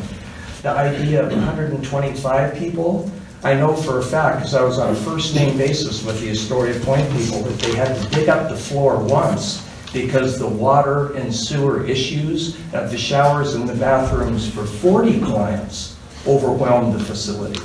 I know that to be true because I knew everybody, and I was trying to work with them. But the idea of 125 people coming and going at 4 in the morning, I simply don't know how I would stay there, because it would be too noisy, too smoky, and intolerable. And I want cheap housing, that I'm 20 feet from the east door, and my car is parked 20 feet from the horseshoe pits ringer. So that's how close I am. And it's been tough to have the point there, but there was someone we could call immediately for any concerns, and they responded immediately. What I'm hearing now, I can call who, when, and get an answer in 24 hours, when what? People are outside at 1 in the morning and I can't sleep. That's my situation. Thank you. Thank you, Mr. Yosser. Is there a person who would speak against the application? Good evening. My name is Bruce Watts. I live at 318 Lincoln. And I speak in opposition to the application as it stands. I was one of the people who proposed early on a good neighbor agreement. One of the things that you see here today are neighbors, direct neighbors to the facility. And I don't believe the way it's been handled so far that the neighbors feel confident that things will be handled in the future in a good way. As my neighbor just spoke, 24 hours to have someone respond is not reasonable. 125 people, the impact of the neighbors, I think is a little too much. I really urge the Planning Commission to take a good solid look at this and look at the number of people in that facility, the concept of putting together a good neighbor agreement, which takes into consideration some of the things that you've heard and some of the things that you've read, and also make it available that there is someone who can immediately respond to issues, because it could put a much increased workload on the Astoria Police Department, because that will be the first course of action for a number of people when there's an issue. So I urge the Planning Commission to take a good look at this, and primarily looking at a good neighbor agreement, which will incorporate a number of the things that you've both heard and read. Thank you. Thank you, Mr. Watts. Is there a person who would speak against this application? I thought you had to get a number. I thought all these people wanted to speak. I already have one interested in speaking before you guys cut me off. Sir, you can come up, but the next time I ask, you can approach the microphone, or you can wait in line over there if you'd like. Hi, my name is Price Politsky. I live at 270 West Exchange Street, which is right across the street from Astoria Point. Would you mind spelling your last name real quick? Sure. It's Policky. Thank you. We are opposed to the request. As 35-year residents of West Exchange Street, we are concerned that the proposed use of the Astoria Point property as workforce housing for up to 125 or even 60 persons would have an adverse impact on our neighborhood. Reference to staff report and findings of fact, IV, applicable review criteria and findings of fact, see section 11.020B.1, 3 CP .220.6 housing element. I quote, protect neighborhood from incompatible uses including large-scale commercial, industrial, and public uses or activities, unquote. Question, does the temporary conditional use for Pacific Seafoods corporate workforce housing constitute incompatible commercial use? We're also concerned that the demographics of the proposed 125 or 80 temporary workers are not known so far. I guess we did touch on that. May explain that.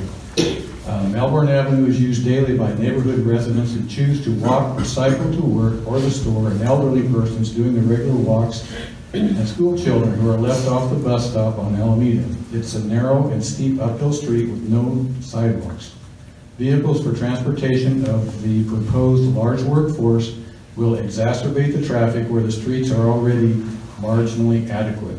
There is currently quite a lot of traffic on West Exchange because it is access to many properties up the hill south and west of here. Astoria Point and the nursing home previously occupying the site do not have the traffic that is expected with this proposal for workforce housing. The treatment center and nursing home had confined patients with only staff, visitors, and deliveries to and from the site. In addition to having more people, the proposed workforce would presumably have personal and shuttle vehicles at all hours and work shifts, in addition to staff, visitors, and deliveries. There's limited off-street and on-street parking on West Exchange Street for residents and visitors. Workforce transportation vehicles would compete with residents for parking. Our past experience with Astoria Point included their clients frequently issuing profanities for all, including our grandchildren, to hear. We are concerned the temporary conditional use by Pacific Seafoods of the Astoria Point property will decrease property values because of substantial increased traffic and noise. This is so, especially if the extension of temporary use is granted. 263 Alameda has potential to be much more of an asset to the community and Astoria than temporary corporate workforce housing. In our opinion, the property would be better suited to veterans and to elderly or elderly assisted living or similar use that does not significantly increase population density, traffic noise levels, or decrease property values. Thank you for sending notice of public hearing and providing information. Thanks also for the opportunity to provide feedback. Thank you, Mr. Politsky. Did I say that right? Politsky. Politsky. Thank you.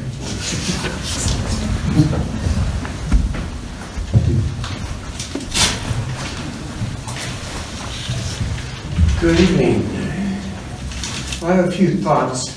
Would you start with your name and address, please? 194 Lincoln Street, and I'm Larry Thormalin. For many years, I sailed in Alaska and took supplies to canneries where there were all kinds of working people. And I have to say that the drinking and the drugs and the fights and crime were fairly common at canneries. More so than with the general population. I think that's something that might be looked at. what kind of result you're gonna have. But then on the other hand, you have to say, depends on how it's run. My front window looks right out at Helping Hands, which there was a lot of talk here about that. And they're running it quite well, and it's not a problem. It is just not a problem. So with proper management, this could function. But you have to keep the people in line. They shouldn't be outside talking, keeping the neighbors awake at 2 o'clock in the morning. How you do that, I'm not sure at all. Just not sure. My front yard is the steps that constitute Lincoln Street, where it comes up from town. So one of the most direct routes for them to get to a tavern or the convenience store is going to be right in front of my house. And with the general population, we have some issues with that. People coming back on Saturday night, maybe after a few drinks and talking too loud in the summertime when your window's up. So none of us are going to benefit by this. The people in the neighborhood are not going to benefit. This neighborhood is improving. The houses are being fixed up and painted, and it's just improving dramatically in the last few years. This is going to kind of like cut it off at the knees, because there's no way this can be, unless it's properly managed, a good thing for the neighborhood. There are springs on all 3 routes. There's two roads. People can walk to and from there to town. And there's the steps, all of which have springs that flow most of the year. So there's water on that pavement. And the appropriate ice at the bottom of the steps when it's really cold. When people are taking serious falls there regularly. So that's really all I have. Thank you. Thank you.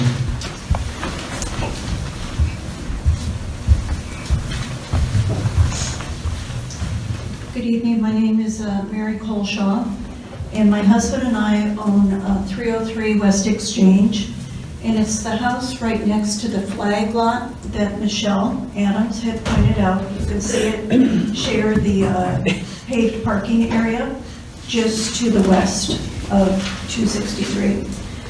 And the applicant had stated that the housing will be similar to other group homes.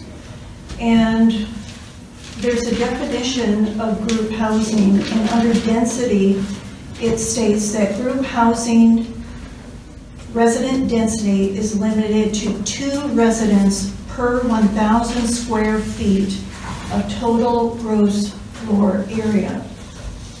And if you look at 125 people, that density would be the equivalent of 62,500 square feet. Outdoor area that would be required would be the equivalent of 6,250 square feet. We don't believe that this facility matches that capacity, and we'd like you to look at that. Thank you. Thank you.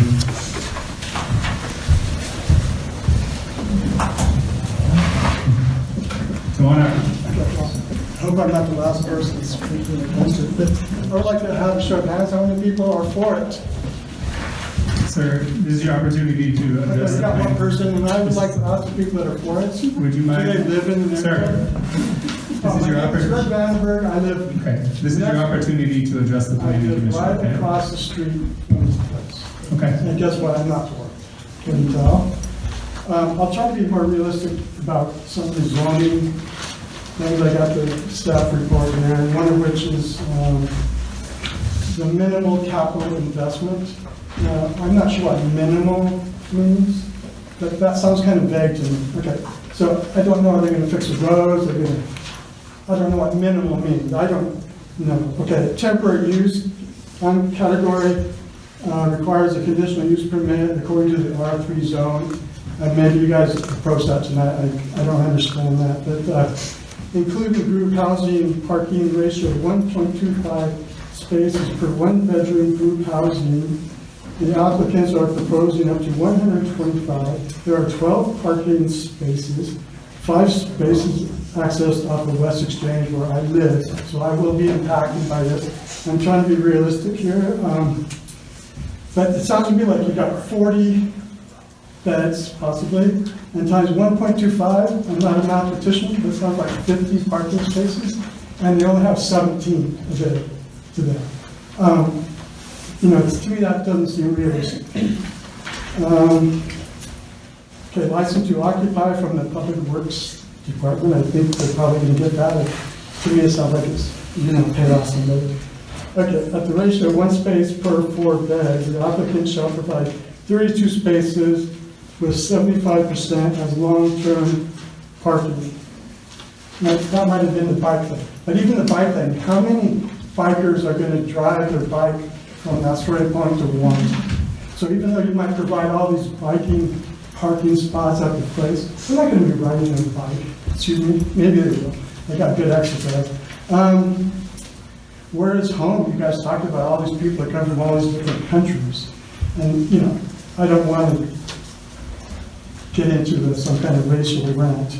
I am a white person, but I'm not prejudicial, I'm sorry. I hope you can understand that. But there are not going to be people with cars, are there? I mean, that's what I think. If there's 125 people all with cars, where are they going to park? They're going to leave them at the plant? Okay, I guarantee, I'm trying to be realistic. Is my 3 minutes up yet, please? Still a minute. I got 1 minute, okay. Then I was looking at these findings with the condition number 3, condition number 2, condition number 4, condition number 5, 24 long-term parking spaces in nature, that's the biking thing. Anyway, so, I'm sorry, the applicant proposes employee housing in the city's highest density residential neighborhood. And that's already listed as such. And then now you want to add another 125 people to that? I live right next door, and I think that will be impacting me. Livable and safe neighborhood, blah, blah, blah. And right here, the finding says, the standard is not met, but can be met with conditions of approval outlined earlier in the report and noted in the recommendations section. But my point is, the standard is not met according to you guys' own reports. And I've got my time's up, I'm sorry. Thank you, Mr. Vandenberg.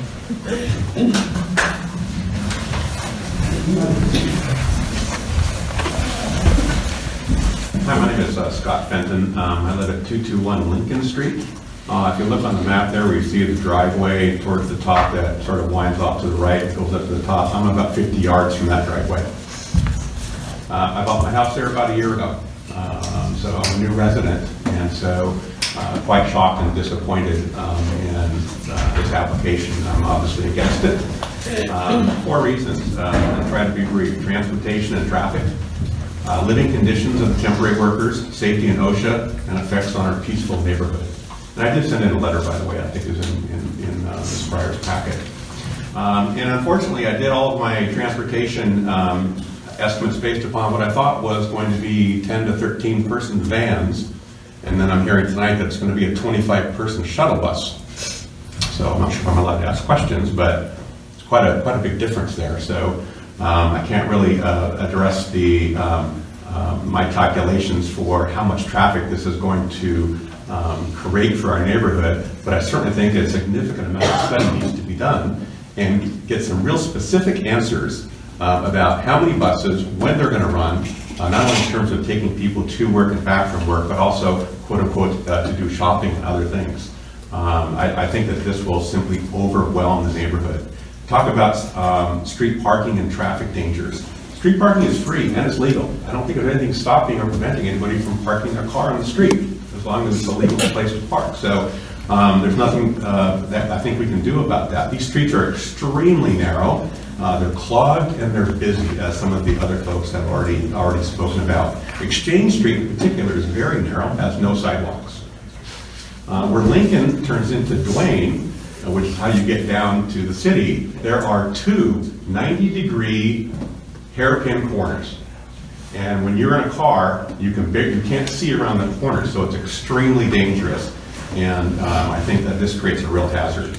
Pedestrians, bikes, elderly, and children will be dodging vans all day long. I think this is an accident waiting to happen. Living conditions for the temporary workers, let's be honest, this is a barracks. This is a barracks. I think that this is simply unacceptable. The facility was not designed for this type of use or population. There's 24 client quarters. They're going to put 5 in a room with bunk beds. And I think this is something that creates a real situation for the workers. The dining room is only 13 by 30. For 125 people, the dining room in my home, is a 2-bedroom home, is 13 by 30. So where are these people all going to eat? And where are they going to store their food? And how are they going to get their food? And what are they going to do for recreational activity for 125 people? Who's going to cook this food? Where all is the stuff going to be kept? And I think that's a real concern. There's also safety and OSHA concerns I have. I'm not going to go through those, but there's a number of, sorry, I was trying to time myself to be a good citizen here. Anyway, sorry. I'll try to speed this up. I got 15 seconds left, I think. For 125 people, OSHA says you need 13 showers, 9 toilets, 5 washing machines, common toilets cleaned daily. The kitchen needs 26 burners, tables and chairs for 125 people. I don't think that this facility has anywhere near those types of facilities to support that population. Lastly, let me just close. This is the equivalent of building 40 to 60 homes in our neighborhood. It's going to completely overwhelm us. It's going to reduce our property values, and it's going to dramatically alter the composition of our peaceful, lovely neighborhood. For that reason, I am vehemently opposed, and I do thank you for your time. Thank you, Mr. Fenton. Are there any further presentations by persons against the application? My name is Corey Horn. I live at 309 Alameda, and my wife and I have 262 and 264 West Exchange that we manage as long-term rentals. And basically, I just want to be recorded as being opposed to this project. Basically, it feels like we're talking about bringing 60 to 80, maybe 100 people, basically, I mean, transient type people, whether they're farm boys from Nebraska, they're not from here, they're not really vested in our community, and you know, they could be perfectly good people, but they just don't have the sense of community, maybe like most of the neighbors would, and as well as the traffic issues. I just feel like it's not a good idea to unleash that on the community. Thank you. Thank you. Any further presentations by persons opposed to the application?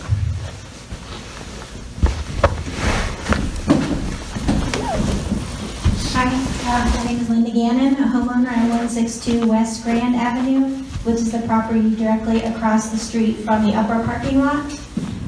We're zoned R1, directly across Lincoln Street. Our house has been there since 1945. And I actually went to Commissioner Roca earlier this year because I was really concerned about how this property was deteriorating. So I was relieved when I had heard rumors that people were looking at it. We had heard the Coast Guard was looking at it for housing. However, when I got the statement and we saw that someone was looking to add 125 temporary residents, we became concerned. You know, having read about the Good Neighbor Agreement in Warrenton with the same company, we wondered why that wasn't mentioned here. So I was glad to hear that tonight. Very concerned about the conditions under which this agreement could be renewed or not renewed, and we would want to make sure that that information would be clearly outlined. I mean, what if there's, you know, a certain number of police calls or a certain number of traffic incidents? Would that be a reason that once this was approved that it could be not renewed?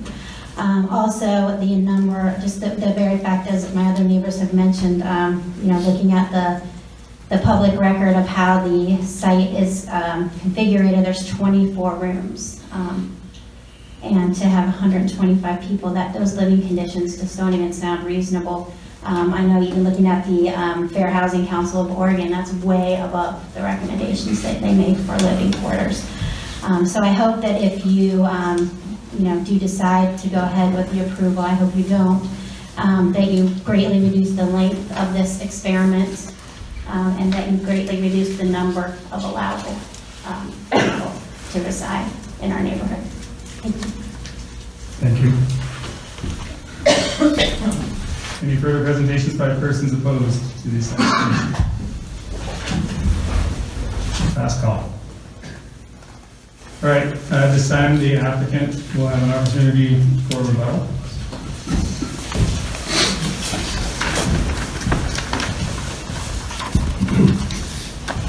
President Moore, members of the Planning Commission, Mike Robinson, again on behalf of the applicant.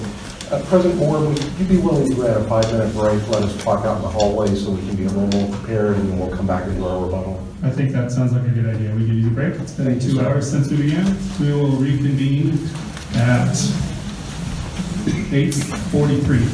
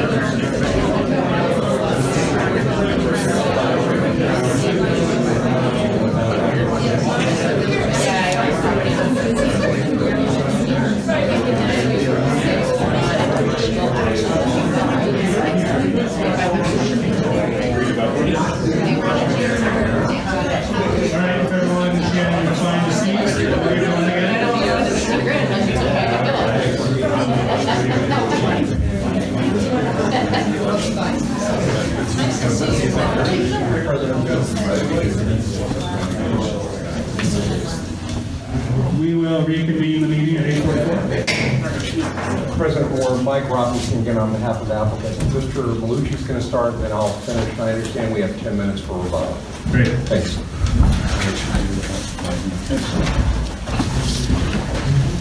Thank you so much for staying later. I appreciate the community talking, and I certainly am listening to all your concerns. And Pacific Seafood is. We take those to heart. I want to first clarify probably a misstatement on the experiment. I think I've lived to regret that statement. I'm not the greatest public speaker. We do workforce housing right now. We've historically done workforce housing, but in a different way. We haven't acquired property as such. We have 50 people in Westport. We've done that for almost 8 months. We have 60 people, team members in Warrenton and housing. And we have 200 members during the summer in motels and hotels. And the compliance is very good for the past year and a half since I've taken over. We created an entity called Portside Property. I have 2 people helping me with it, a property manager. And once again, I want to submit to the record a housing agreement, an example, and a Portside Property policy and rules for belonging to this agreement. Who would I present it to? The President? So let me be brief with this, is that the housing agreement we can change based on the location. But typically, there is limited smoking, no drug or alcohol use. We had an example in Newport in a motel. A person was drinking alcohol, and they created a bit of a scene. They were terminated immediately. They could still work, but they chose not to. So we have strict compliance based on that. They have to comply with their agreement. Noise is limited. I certainly can talk to the neighbors and reduce the outside noise at 9 p.m., whatever works for the neighbors. But I will not tolerate, and Pacific Seafood will not tolerate people impacting the neighborhood in a negative way. It must be livable, and we must be of value to the community. Are the police called? Very limited in the experience in Newport and Westport. We work with the person, talk them out, talk them into leaving and terminating the agreement. If not, we'll terminate their employment. So I want to emphasize the agreement has some teeth because they get housing essentially for free at a very limited rate, and they can't find it in the community. In terms of the less than 24 hours, we have a dorm manager on site in Westport. If a neighbor complains, they just walk over to the house and talk to them, and it's addressed. So I must have not been clear on that. In terms of parking, we can load people or shuttle people on the upper parking. Overflow can occur at the plant. There will be no on-street parking. We can limit that in the agreement, and in terms of other facilities, they do not park in terms of the housing agreement. So the housing agreement is a contract with the employee to buy into the agreement, and if they do, they get certain benefits. If they don't get the housing agreement. And it's plain and simple. It's a good benefit for people. I want to talk briefly about historically, a lot of coastal communities, and certainly Astoria and Warrenton, have had workforce housing. They've called it bunkhouses, they've called it apartments in terms of lower income. My grandmother, who came from Italy, had tenants most throughout her life. Unfortunately, due to urbanization, that market has shifted, and there's less of those and practically none of those. In terms of the experiment, we're not doing an experiment. We have a proven record to do that, and you certainly can talk to different locations and check that out. Let me finally talk about our team members. So I'm willing to talk to the neighbors about 80. It doesn't have to be 120. In fact, I hear the neighbors, and that makes sense to me. The facility is a large facility, and certainly I think that the agent for the seller or the property owner is certainly willing to, I would suggest, to have the neighbors walk through the facility and see. It's a very large facility. It has over 40 rooms. And at one point it had 78 people housed in it. Finally, our team members. I want to emphasize that our team members, anyone in a coastal community can go to our HR department and apply for a job and get a job. Unfortunately, not many people want to work in fish processing plants anymore. We provide a very economic viability for different communities. We're a large employer in Warrenton, and it spills over to Astoria. We pride ourselves in a high-quality product and high-quality members. Any innuendo that people from overseas or less than people, these people come from $300 a month. When we interviewed people overseas, they were crying because in 6 months or 3 months, they could move out of their parents' house, a man and a wife and 2 children, and buy a house or apartment in that situation.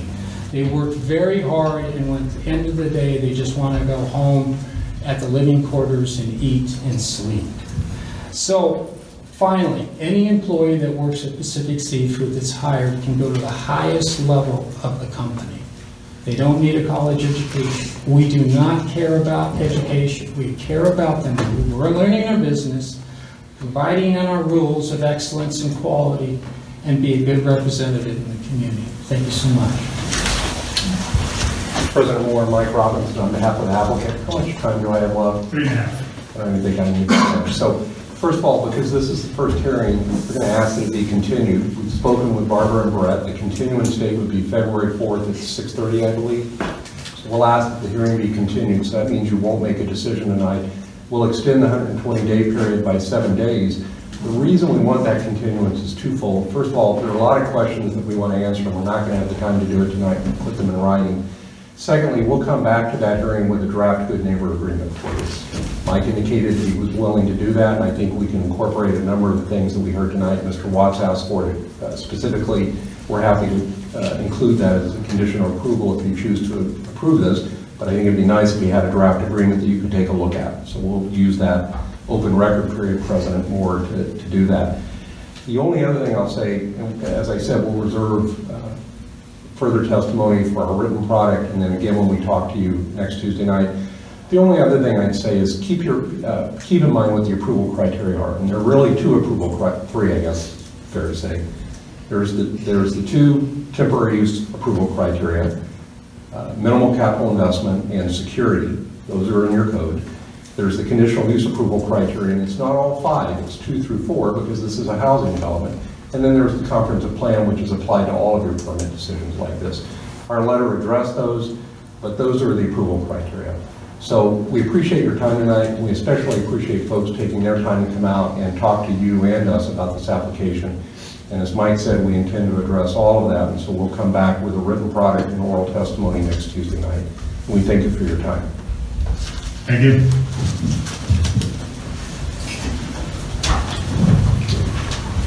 All right, the applicant has requested a continuance. This is the first public hearing on this issue, so a continuance is guaranteed. Do I have a motion to continue to February 4th? I will not be able to attend that meeting, so I will not provide that. Will you be able to call in? I will be on an airplane, I believe, during the time of the meeting, so I will check. Do we want to do a potential roll call of who could be here on the 4th before we try to schedule that? Will you all be here? Looks like we'll have at least 4. So could I have a motion to continue to the 4th? I move that the Astoria Planning Commission continue this hearing until February 4th. 6:30 p.m. 6:30 p.m. City Hall. Moved by Commissioner Corcoran. Second? Second. Seconded by Commissioner Price. All those in favor? Aye. Aye. Thank you. Motion carries.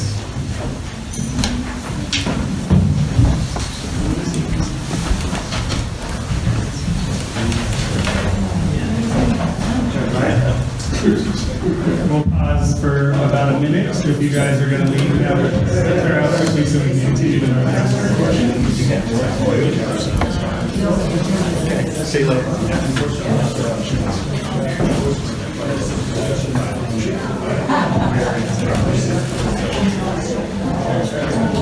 I think that's a no.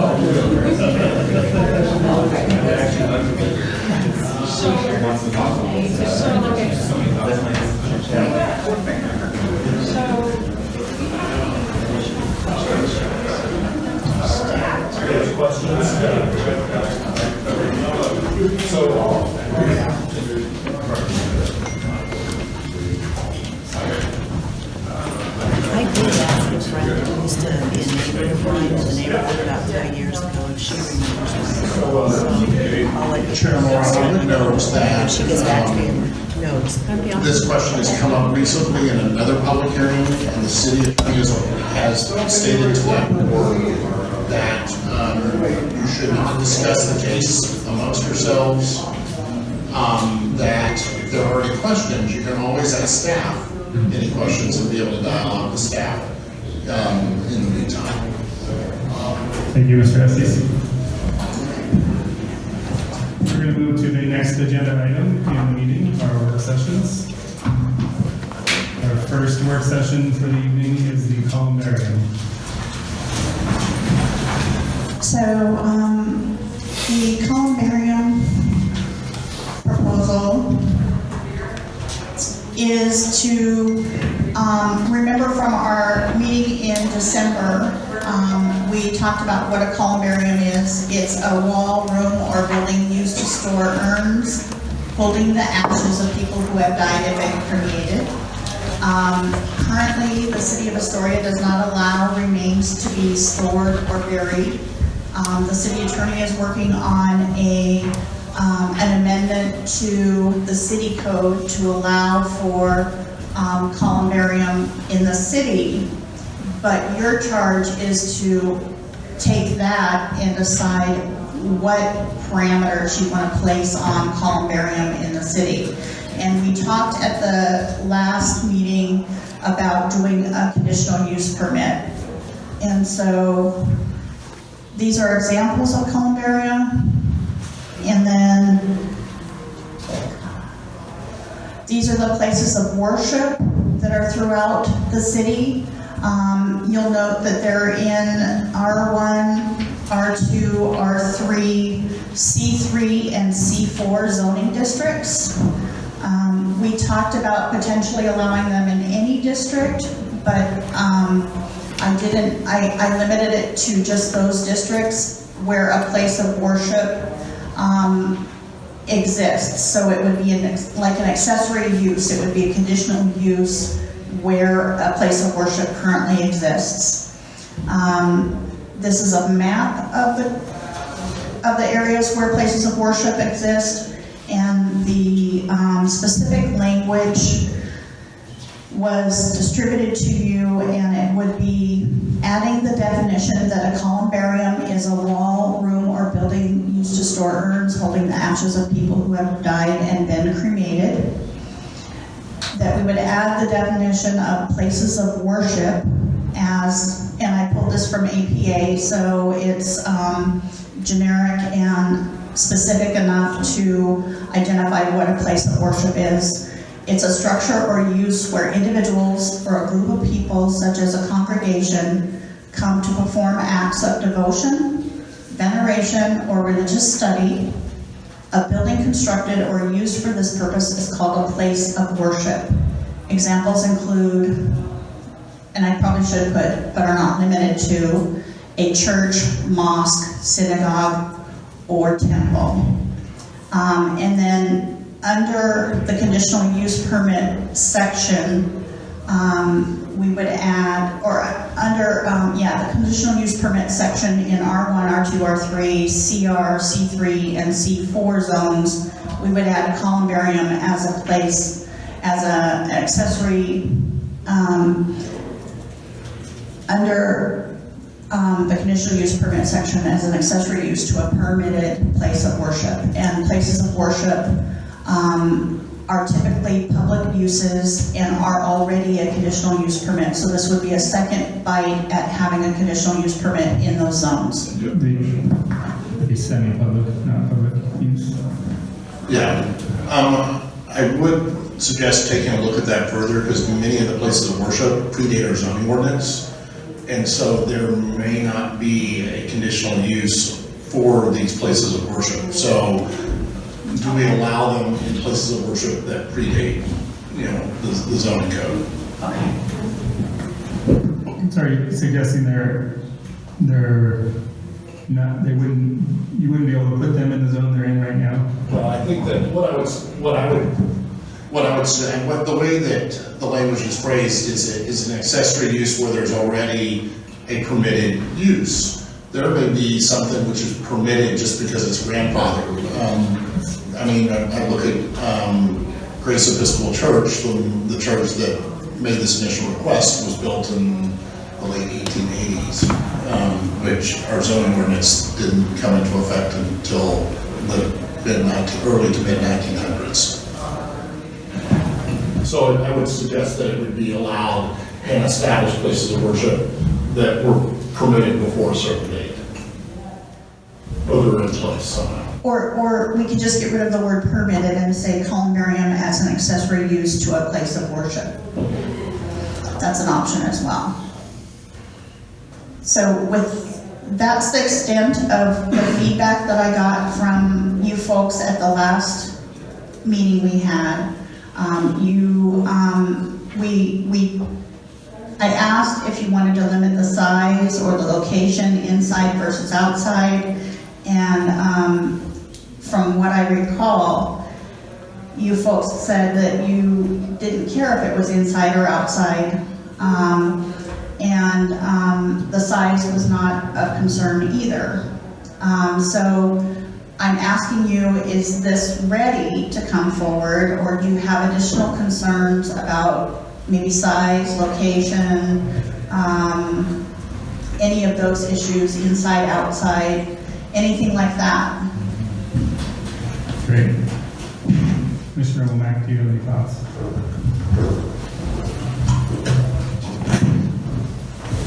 I don't really have any thoughts, besides,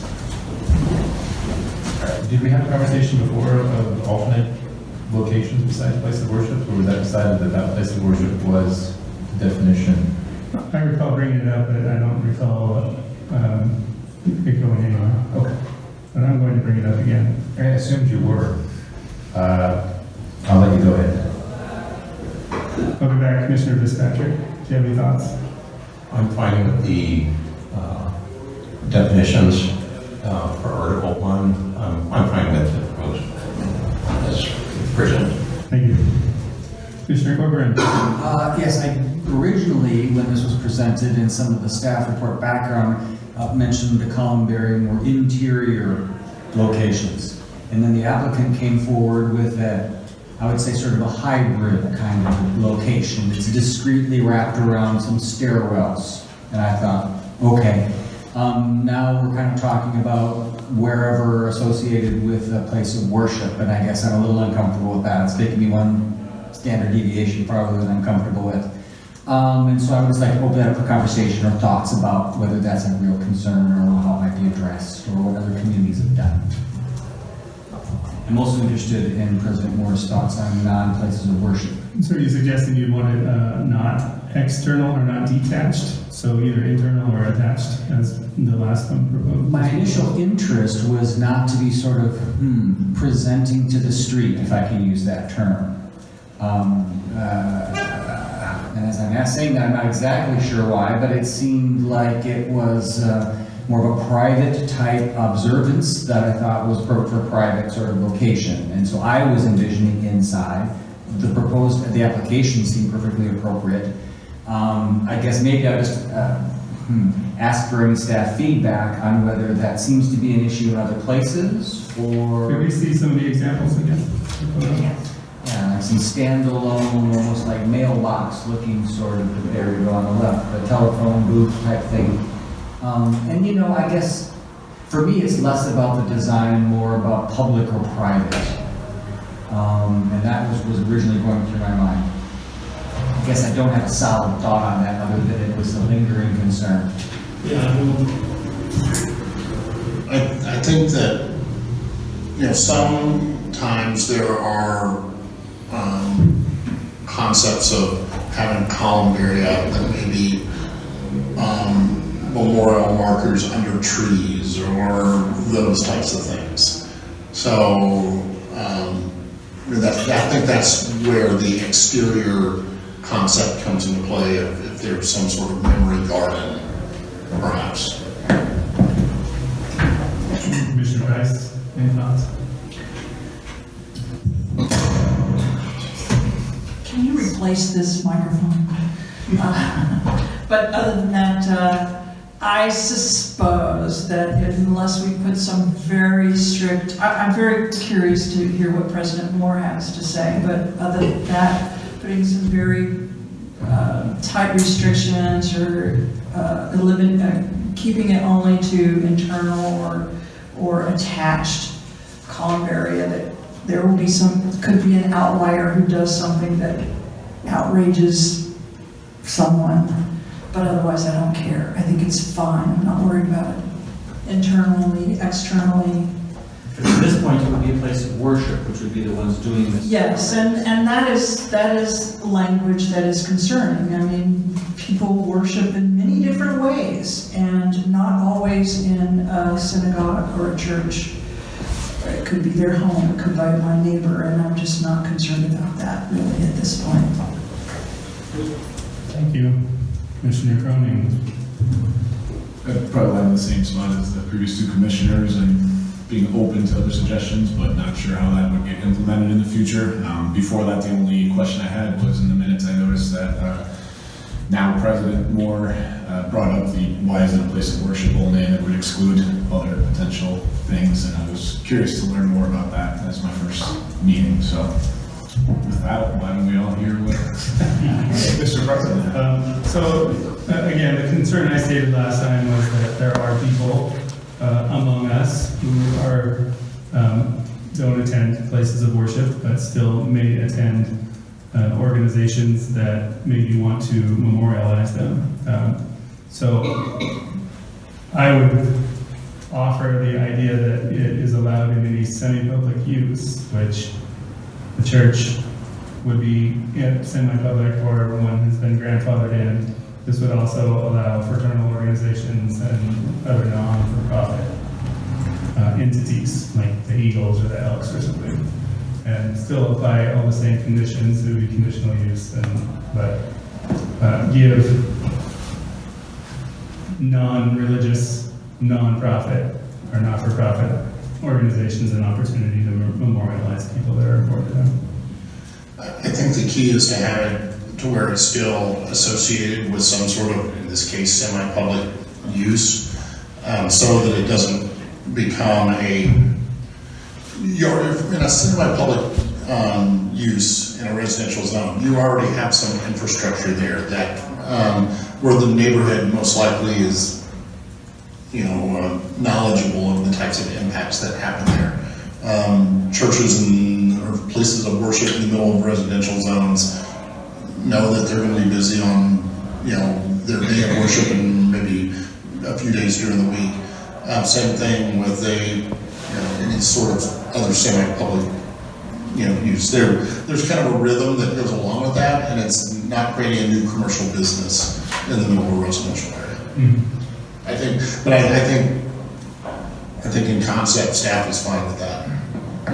Is there probably a limit to it, though? I mean, I guess when you said organization, that seemed to be, except all of a sudden I'm wondering about individuals. At what point is an unacceptable amount? And then again, we have a number of columbarium that would be difficult to monitor and manage. And then you go back to the reason why Astoria doesn't have any burials in the city now. You have to be careful about that. And so I think organizations, religious or not, are okay, but how might we cut that off from non-organizations, just people? You see what I'm asking? Like, where's the slippery slope for having that everywhere? Well, I think the solution was looking at a public, semi-public use. We have a definition in our development code for that. Can I have, make one more comment? Please. We haven't really talked about the reason why the place of worship, generally speaking, would be more appropriate, because we're talking about perpetuity.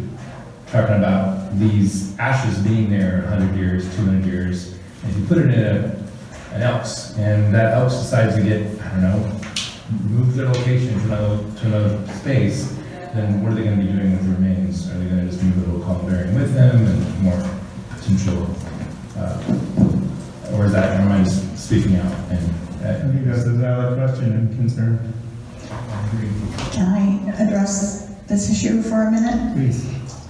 Semi-public use is a structure or use intended or used by a semi-public purpose or for a semi-public purpose by a church, lodge, club, or any other nonprofit organization, excluding lodges or clubs which have eating or drinking facilities. So, and then public uses are things like schools and city hall and that kind of thing. So really, if you pick public, semi-public use, you are limiting it in terms of the world of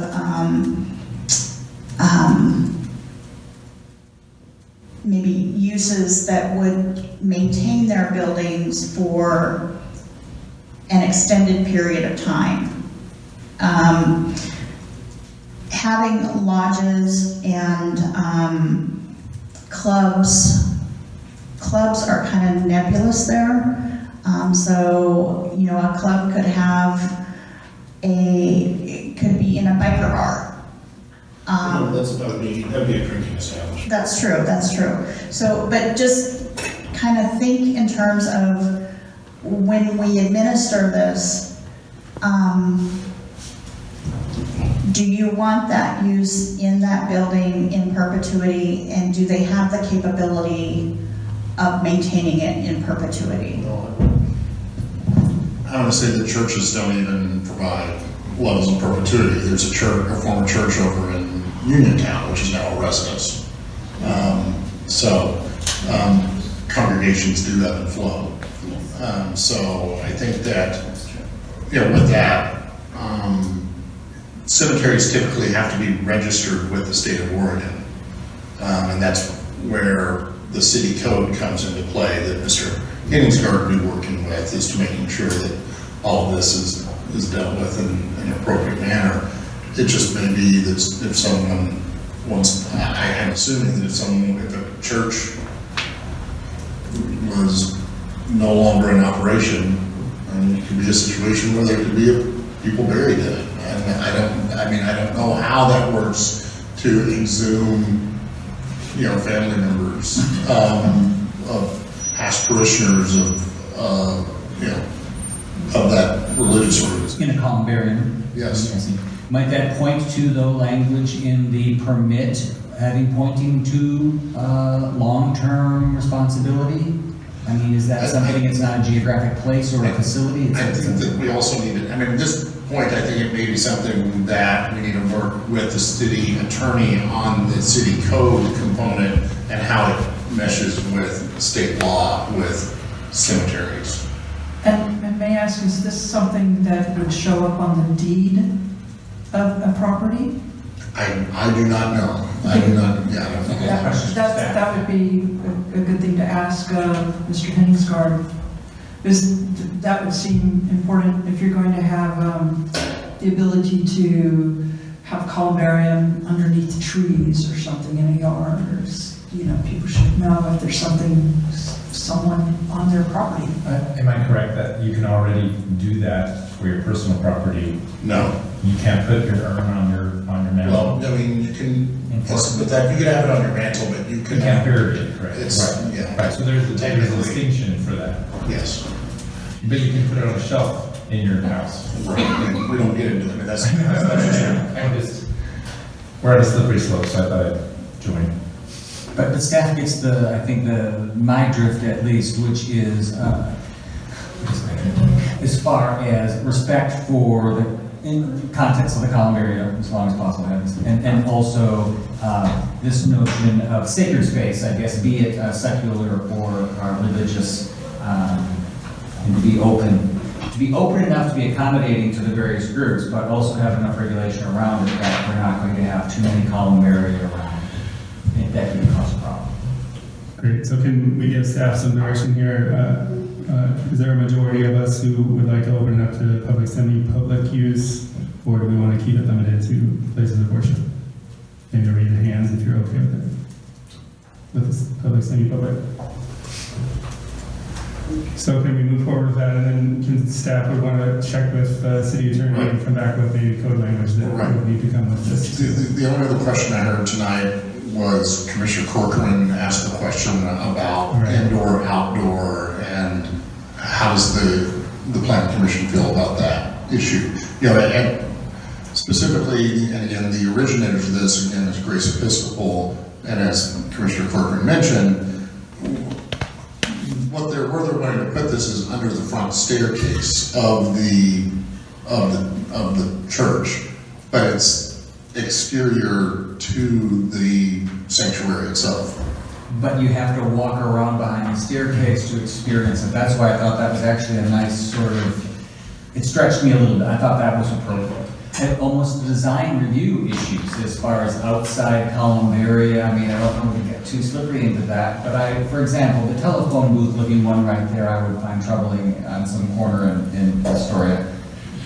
So do you have like a clear direction to staff? No. Demarcation of how you would want to do that? No. Are we okay just moving ahead with how it is?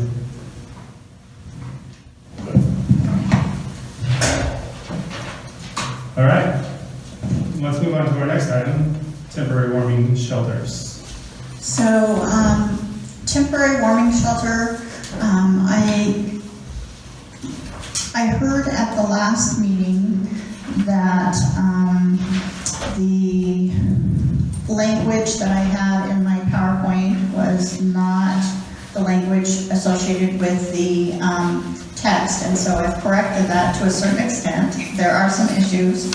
So if you look at the next page, a warming shelter, and I took away the word temporary because I heard at the last meeting, and maybe I heard incorrectly, but I thought I heard that the majority of the commission, and this is a question for you guys to consider tonight, wanted this to be a conditional use permit that wouldn't necessarily be renewed every year. And if I heard that incorrectly, I need to know that so that I can fix this. So instead of temporary warming shelter, I put warming shelter is a shelter that accommodates more than 10 people per operating day and meeting specific conditional use standards as defined in Article 11 of the Development Code. And that's consistent with what was previously presented to you with the exception of the word temporary. The next one is that Article 2 in my draft that you have tonight indicates that in R2 it would be one individual for every 35 square feet of room area or 15 individuals, whichever is less. And I left off the R3, which would be one individual for every 35 square feet of room area or 25 individuals, whichever is less. And I thought I heard at the last meeting that R3 could be like the other zones, one individual for every 35 square feet of room area. And so if I heard that incorrectly, please talk about that tonight as well. And that it would be a conditional use, regardless of where it's located. And it would be a conditional use in the AHHC, C3, C4, HR, LS, and S2 zones, limited by the 35 square foot per person or 15 people, whichever is less. And I'm looking at you and I'm seeing a perplex. I think it's, You said 15, but it says 25. I think it's supposed to be 15 though. And conditional use in R3 is limited by 35 square feet per person or 25 people, whichever is less. And then conditional use in R2 with a maximum of 15 people. Is that consistent? My recollection was that R3 was, we discussed 25, and other numbers have been thrown around. In R2, it was 15. In the other zones, there was no limit. It was limited by the 35 square feet per person. And going, I don't want to get too far past the temporary issue, Barbara. I believe that comes from fire code, not the temporary, because if you recall, the temporary warming shelter does not have to comply with state fire code. That's right. And so I think that it was not, I think it's confusing. I think you make a good point that it becomes confusing, especially if we're not treating it as a temporary use permit. But we need to somehow, if we can get away from the use of temporary for zoning purposes, but also comply with. Yes.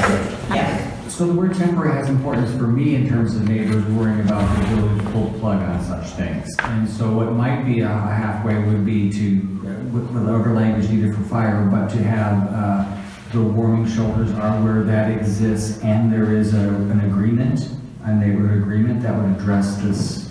Well, I think that, as Ms. Fryer said earlier, I believe that the intent was that the temporary use permit process would go away as a part of this language. So we need direction from the planning commission, because if it gets a conditional use permit, it can still be revoked.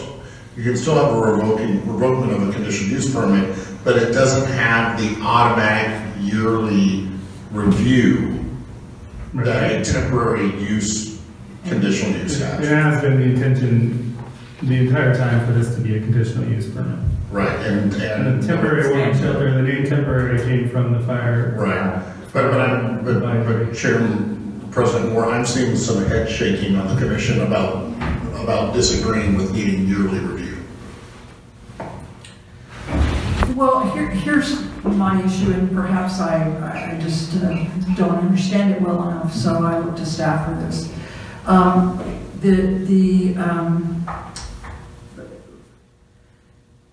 I think the major part of removing the temporary conditional use permit was to make it easier and less expensive and just easier for the Astoria Warming Center, which exists and is now in its 5th year, I think. 6th year. And has gone, and that is just a terrible way, in my opinion, to make policy based on one place. I'm sorry, based on one? Based on one place, one business, one person, one anecdote, one thing. We're making policy for the city. And the warming center went through several years until it came to a place of really almost even welcome within the community. I don't know if I could go that far, but it really took some fine tuning. It took several years for that to happen, and also it just changed over the years. So I'm concerned about just making it a flat-out conditional use for other warming centers to make it easier for the Astoria Warming Center, because I would suspect that other centers should they open up could have the same growing pains essentially, and we want to be able to govern them quickly and efficiently. So that's my concern. Could I point you in the direction of the conditional use requirements that were developed by the Planning Commission to help alleviate some of the issues that, or growing pains that the initial Astoria Warming Center had, that would be requirements for any future warming center that might want to open. That these are the requirements to make sure that the conditional use, the warming center, meets at least some semblance of compliance with or compatibility with the neighborhood. And so how would this come back before the planning commission or the city body in some way? I mean, would it be the usual sort of way, which is by complaint? Or would every year there be some review? There's annual reporting, but is there annual review and discussion and et cetera? You get to decide. What I was encouraged by was when you said that it can be revoked. And it can be revoked for violating any of those conditions of the use. And so if the garbage gets out or the crime gets out of control, it can be revoked. And does that require a new application? Is it a temporary? How hard is that revocation? And it's someone would petition and it goes back before the planning commission for review. I'm sorry, but in what sort of process or time period? I mean, it would be like there would be the code has a procedure for, filing a violation. And so someone would file a code enforcement request and it could trigger then review and it could trigger a public hearing. We're talking 30, 60, 90 type of days for this kind of a... No. What would be I think what's underneath it for me is what would be, as a citizen, sort of the satisfaction of response for a violation and a response. Well, am I correct in saying it would be the exact same process to revoke a temporary use permit? Well, yes, but the thing is what would happen if someone filed a code enforcement request? Staff's going to go out and say, hey, warming center, you're violating condition 12 of your approval. You need to, resolve this issue so you don't have it going further. If they don't address it, then it becomes an issue where it could then make it back up to planning commission for revoking of the permit. And part of the reason I ask is the warming season is short, and sometimes long delays are not any sort of satisfaction at all. And maybe there would be some more, more immediate response for problems. I would imagine the agreement would address most of what I'm talking about.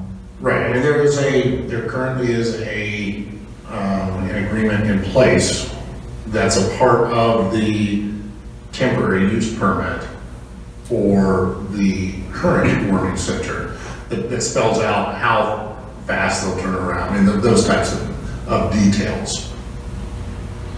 But again, if there's a violation of a temporary use permit or a conditional use permit, it goes through the standard code enforcement route. The annual reporting in the past, whenever that has been required by the planning commission, it is purely an annual report that goes in the file that Jane and Joe Q. Citizen could come in and review the annual report. Is there a significant or is there a decrease in workload for staff that is worth doing this, no matter what? I mean, not no matter what, but is there a significant decrease in staff load by having just a conditional use rather than a temporary conditional use? I mean, it's one less permit coming before the planning commission, but I don't think that, this didn't come as a staff-driven issue. This came as a planning commission-driven issue, so. President, Mr. Womack, do you have something to add? it was my understanding one of the impetus for making this conditional is also because an organization cannot apply for grants or outside money or anything if it's in a temporary use. Yeah, I think it's much more difficult for them to do it, right? Right, and then codifying this just makes the most sense.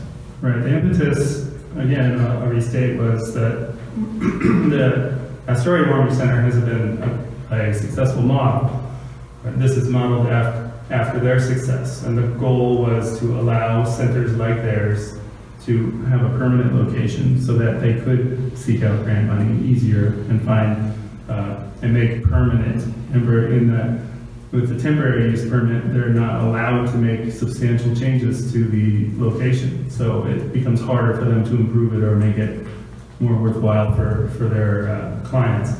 With a conditional use, they can make any improvements they need to, and they will have a permanent location. It also, the responsibilities, neighborhood responsibilities, are modeled after the successful neighborhood agreement that they created, and it seems to be working well.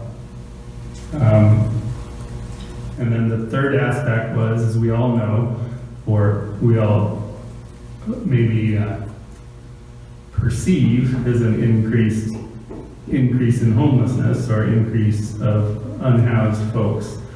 And this was to provide an opportunity for additional warming centers if necessary, and not requiring one facility to become a burden to the neighborhood by having to grow to meet the need. So another facility could open in another location.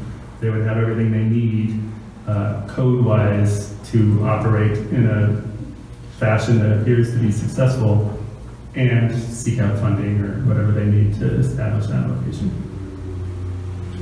That was very helpful. It still brings you back to the fire issue and the fire marshal, and did that just go away? We can call it something No, else. I mean, I think there's a way, if you look under the first bullet under operations, the Oregon State Fire Marshal's Technical Advisory, blah, blah, blah. Yeah. I mean, that right there is the document which allowed for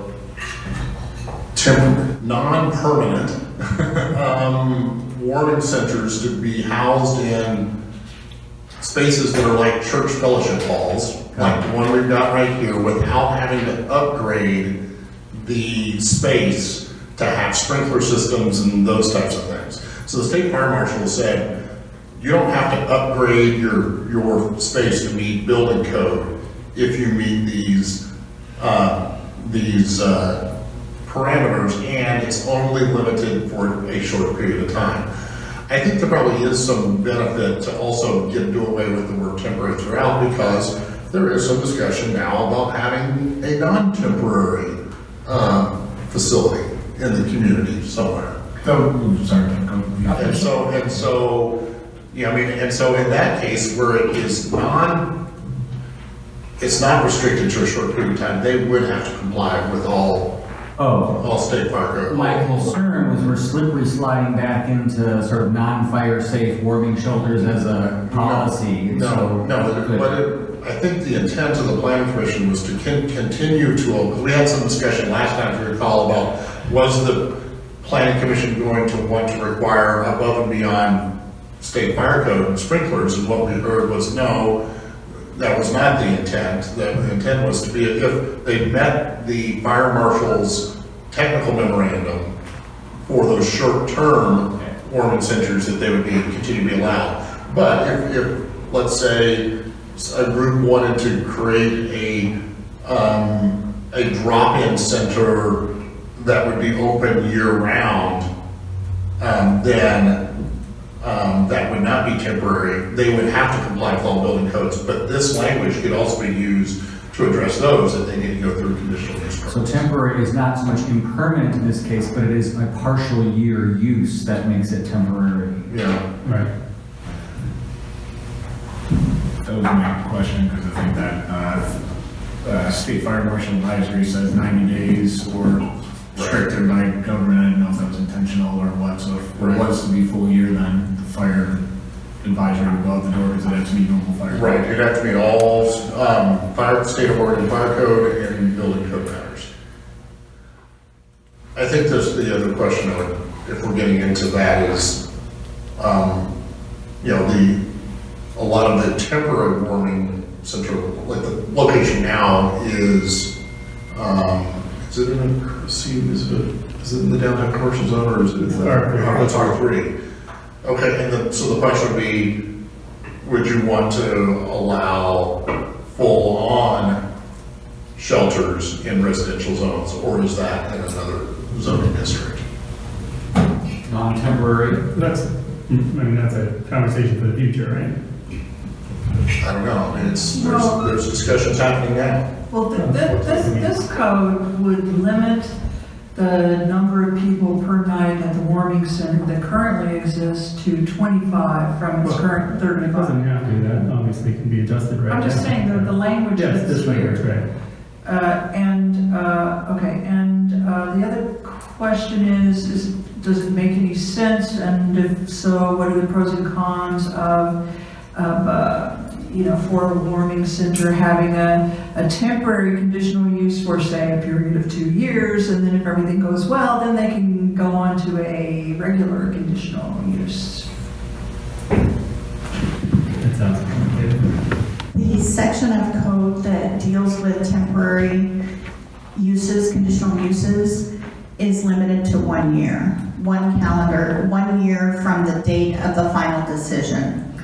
Right, but what I'm suggesting is that a warming center that gets a temporary conditional use permit for 2 years in a row and meets everything and everybody's fine and things are working well, could it then on the third year go for a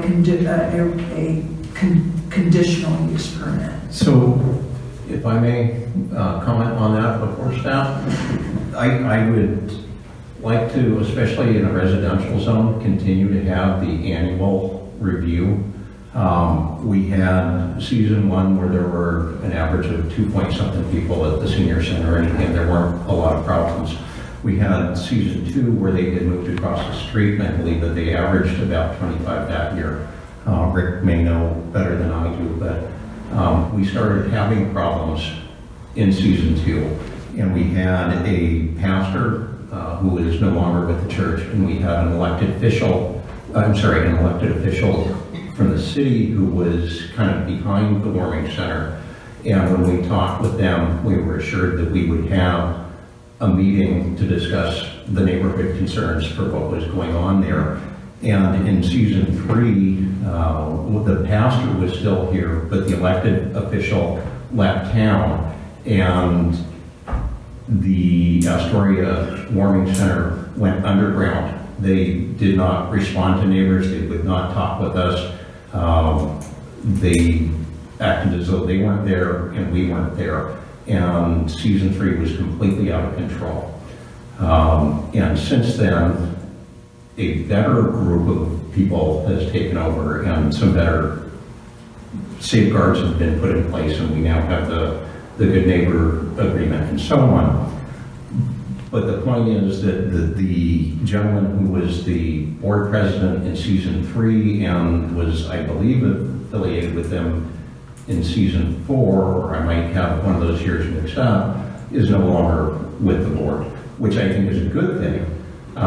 We don't know who will be in charge of this. They may have 2 good years, and then there may be a year where there's complete turnover on the board, or not even complete turnover on the board, but things will change. And I think it's important for the permanent neighbors who have invested in that neighborhood and contribute to the community and so on in a year-round, need to have the protection of having an annual review and being able to speak with the board to discuss issues if they come up. And if we don't have that, then there's the likelihood of problems in the neighborhood, which is what we're trying to avoid.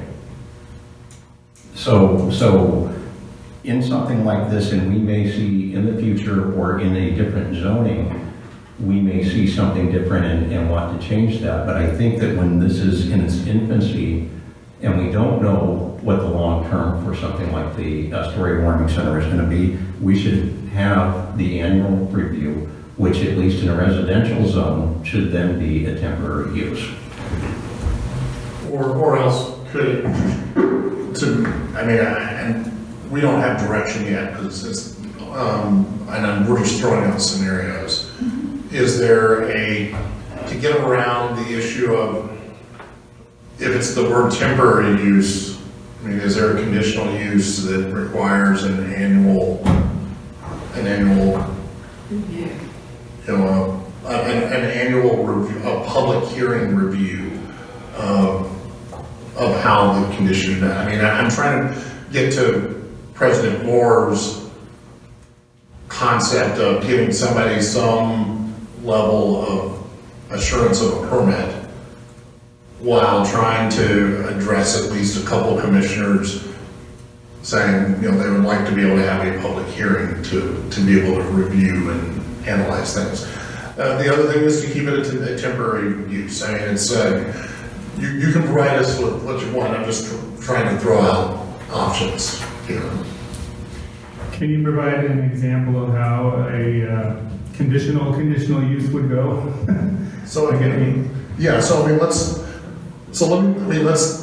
Let me first take a look at temporary use. And I'm going to use our longest established temporary use that we've got. That's the music school at First Presbyterian Church. They've come on and they've applied for a temporary use permit renewal yearly I've been here for 13 years, and they've done it for longer than that, where they come in and they get their annual review and everything's fine. More recently, with the warming center, it's been more routine. But in that case, they have to come in every year and apply to be able to operate the next year. A conditional use permit would be, like for instance,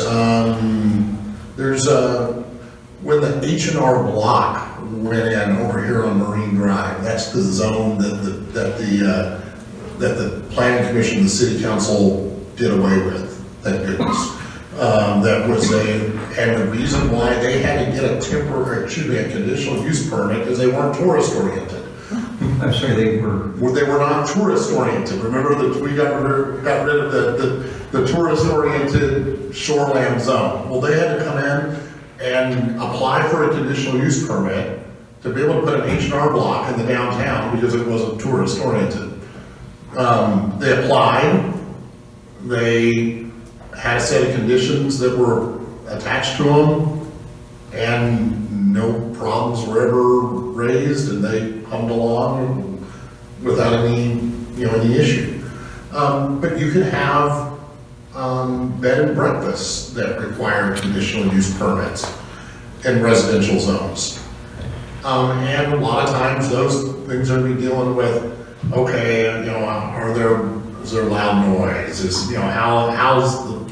How's the parking dealt with? And the thing is as long as things are plugging along without any problems, the neighbors are fine, then we don't hear anything about it, and you don't hear anything about it. But if the neighbors start getting upset because people in the bed and breakfast are parking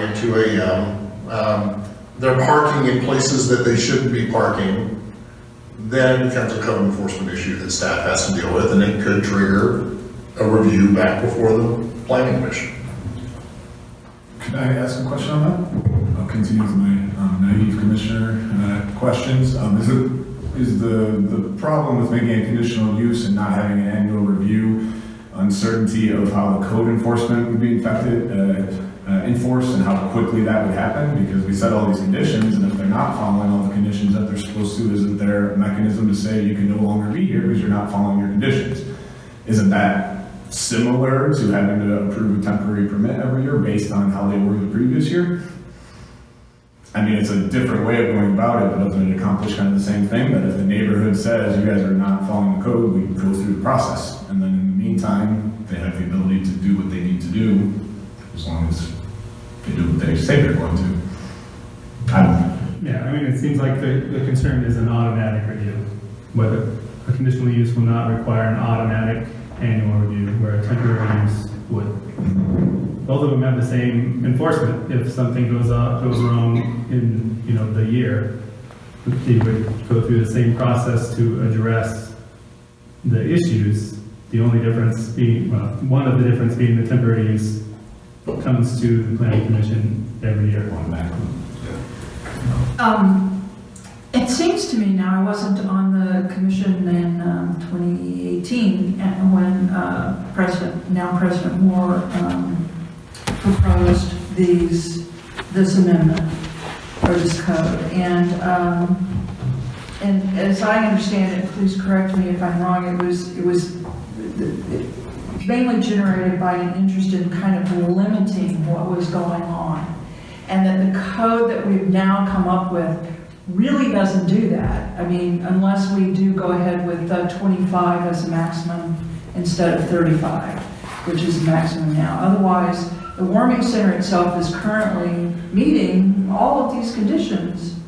So it seems to me... That's a presumption. Well, okay. So it does seem to me that the current code, the temporary conditional use permit for the only warming center that we have in existence is working. It's working pretty well. It's provided good guidelines for the warming center to abide by, and it's provided the neighbors pretty good guidelines to know what to expect, and it provides the city as the planning commission and staff a means of reviewing every year the previous year's work of the warming center and whether it should go forward. So I don't really understand why we need, at this point, given that we've kind of undone all of the limitations that were your original intent was, I don't understand why we really need to change the code at this point. Because it just seems to be working well, and the warming center, I mean, we've got nods from the warming center, and they're getting grants, and I don't see really the problem. Mr. Womack, you have an eyebrow raised. Isn't that what we're trying to do? We're trying to codify this because there is not really a specific code for this. Correct. That's what we're doing, right?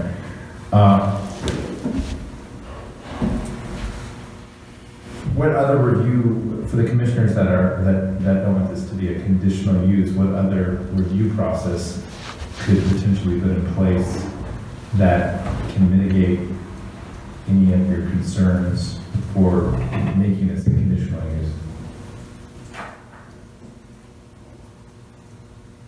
You mean a temporary use, conditional use? No. It's going to still be, they're getting rid of the I'm sorry, yes. They're getting rid of the word temporary, so it's going to be a warming shelter code, right? So we're just talking about the trigger for the annual review. So right now, anytime during the year, right now they have a 1 year, from 1 year. So 6 months in, if we have a problem with them, we have the same mechanism to complain if it's a conditional use that's been given.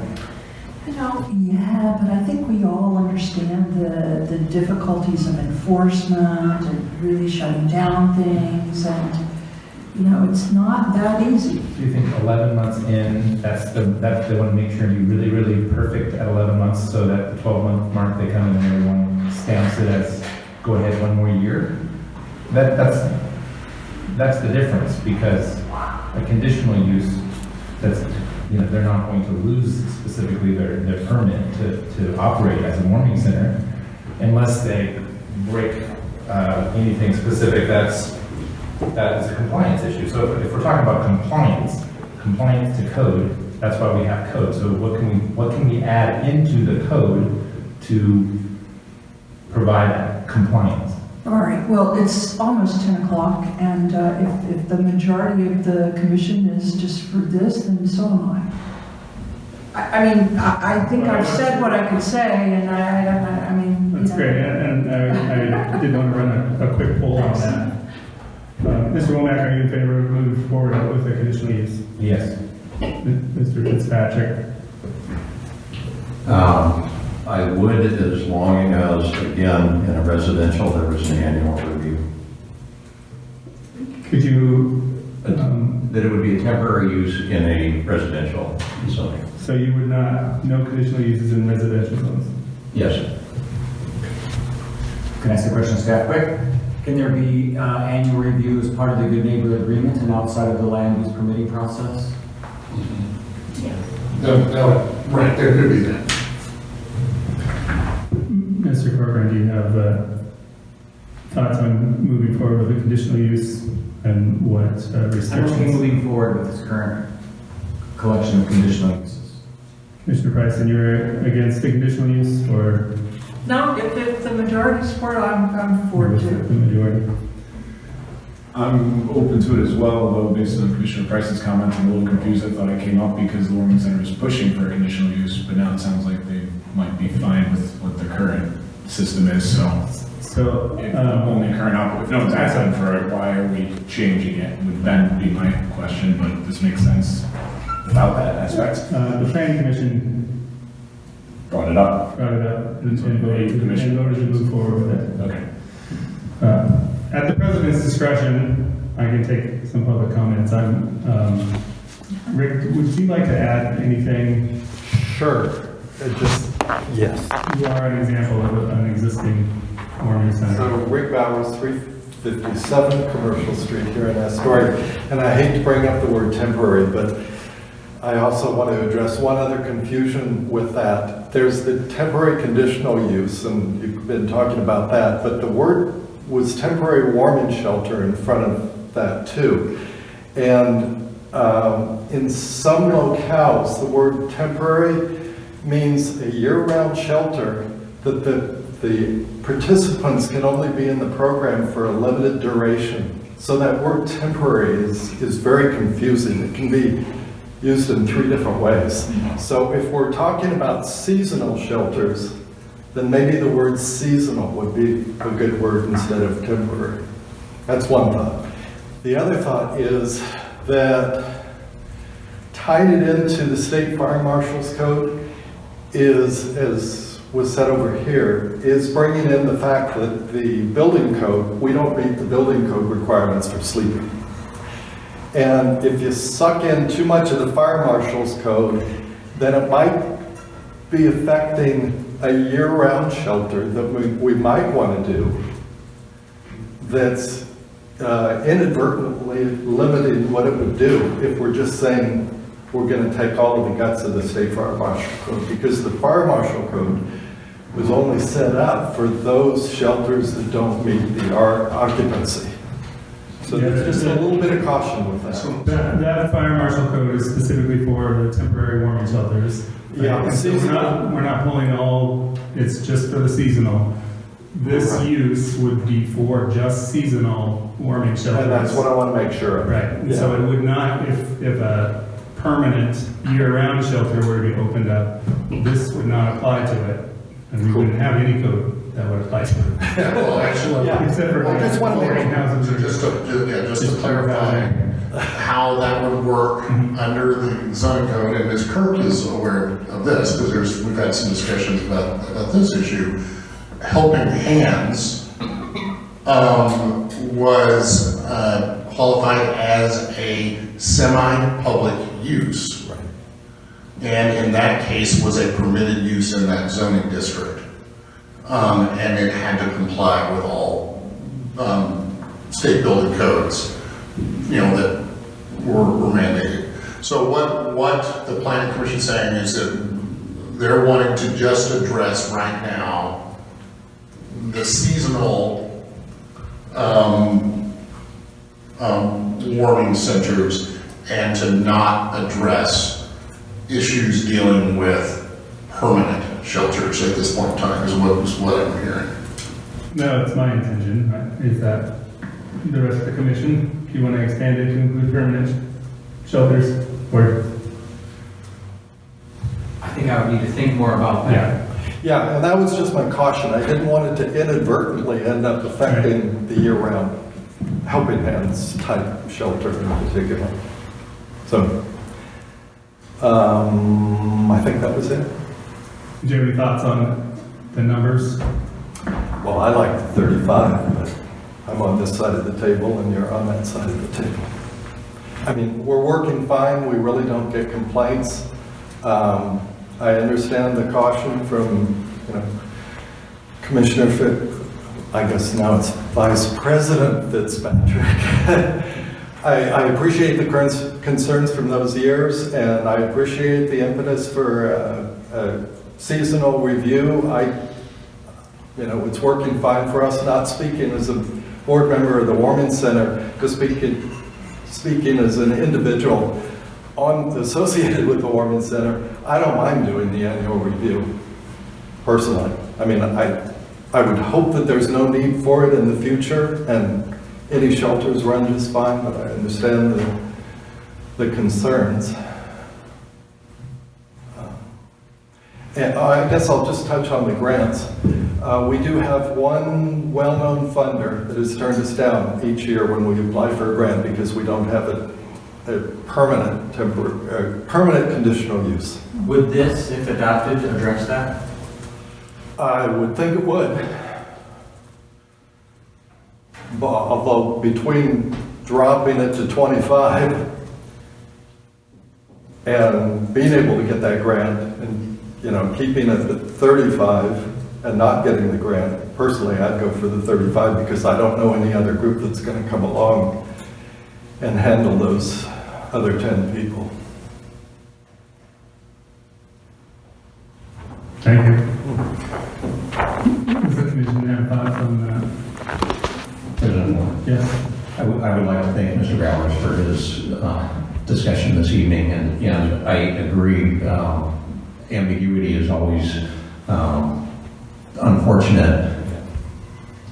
And as you were talking about that, I noticed that it is calling it a warming shelter, which in season 3 and season 4, we were very clear that shelter was one thing and center was another. Yep. And so I would ask staff if it might be, I believe it might be more appropriate to call it warming center rather than warming shelter. I have no objection to that anymore. Center sounds more big and complex, and shelter sounds smaller. I thought you were trying to go the other way.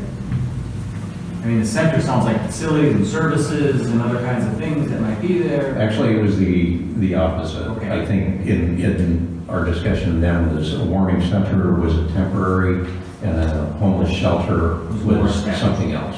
Well, correct. We're on the same page. So I think we have a majority want to move ahead on the conditional use. Can we touch on the maximum capacity in R3 that would impact all existing seasonal warming centers currently? Mr. Womack, do you have any thoughts? I don't have any. Are you okay with 30, 35, 25? Do you have any? I'd be fine with the 35. I guess what was the thinking with the size from the based on this, because it's R3? As Commissioner Fitzpatrick recounted the history, there was at one point where the number 25 was a problem, and this code kind of originated from the metric that appeared to have a problem. But as we've discovered over time, that there was a correlation, there might not have been causation with that number, and it may have more to do with management than volume. So 35 right now is currently more manageable than 25 was the first few years, based on management. Is that what you're saying? I think with better management and the neighborhood agreement and a more established history, they've been more successful, is my take on it. Can I say one more thing? I know I'm... Sure, go ahead. Just real briefly, part of the shift has been, it was originally pretty much all volunteer. We're now paying for one staff member all night. And our costs are now about $40,000 a year. We would like to go to the 2 paid staff per night, but we don't have the funds for that yet. So, I mean, that's kind of what the quote industry is doing. Unfortunately, I hate to think of it in residentials, but going to larger shelters with professional staff, you just can't get the volunteers. We've already missed 2 openings this year where weather-wise we could have opened. And that's the other angst about shrinking from 35 to 25. Our costs don't change.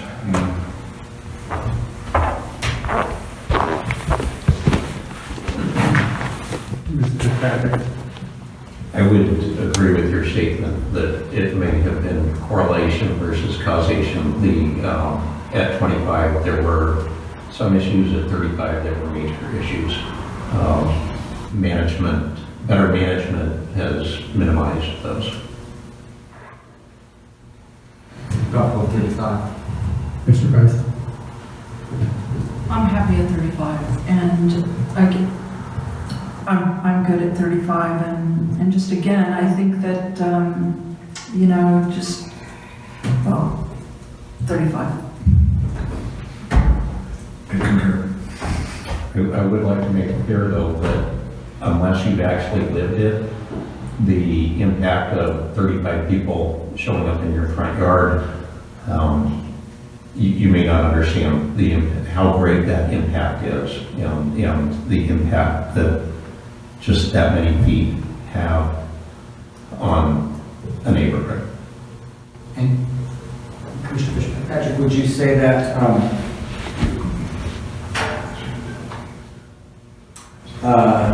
This time, Mark. when I'm thinking of 35, I'm thinking on the coldest nights, kind of a pulse possibly. So the number 35 in my mind is to accommodate the most amount of people on a particularly cold night. And so I'm wondering if in your experience, even with 35 maximum, if that was an unusual experience to have that many people across the street, or was that 35 allowed, 35 were there no matter? So I guess with the maximum up to 35, were there ever evenings when there weren't 35? I'm still. With the 35 maximum, was every night maxed out at 35? Or did the 35 maximum still have evenings where there were only 25 who actually showed up? Oh, I believe they are maxed out. So if there's 35... I don't count the people coming through the door, the warming center does. The latter part of the season, so about third to the half of the season, we're pretty much maxed out. Okay. Between that 30 to 35 cap. Okay, thank you. So I was confused about your direction. 35 okay or not? Because I just want to make it clear to the commissioners who have not had the experience of having 15, 25, or 35 people show up in their front yard.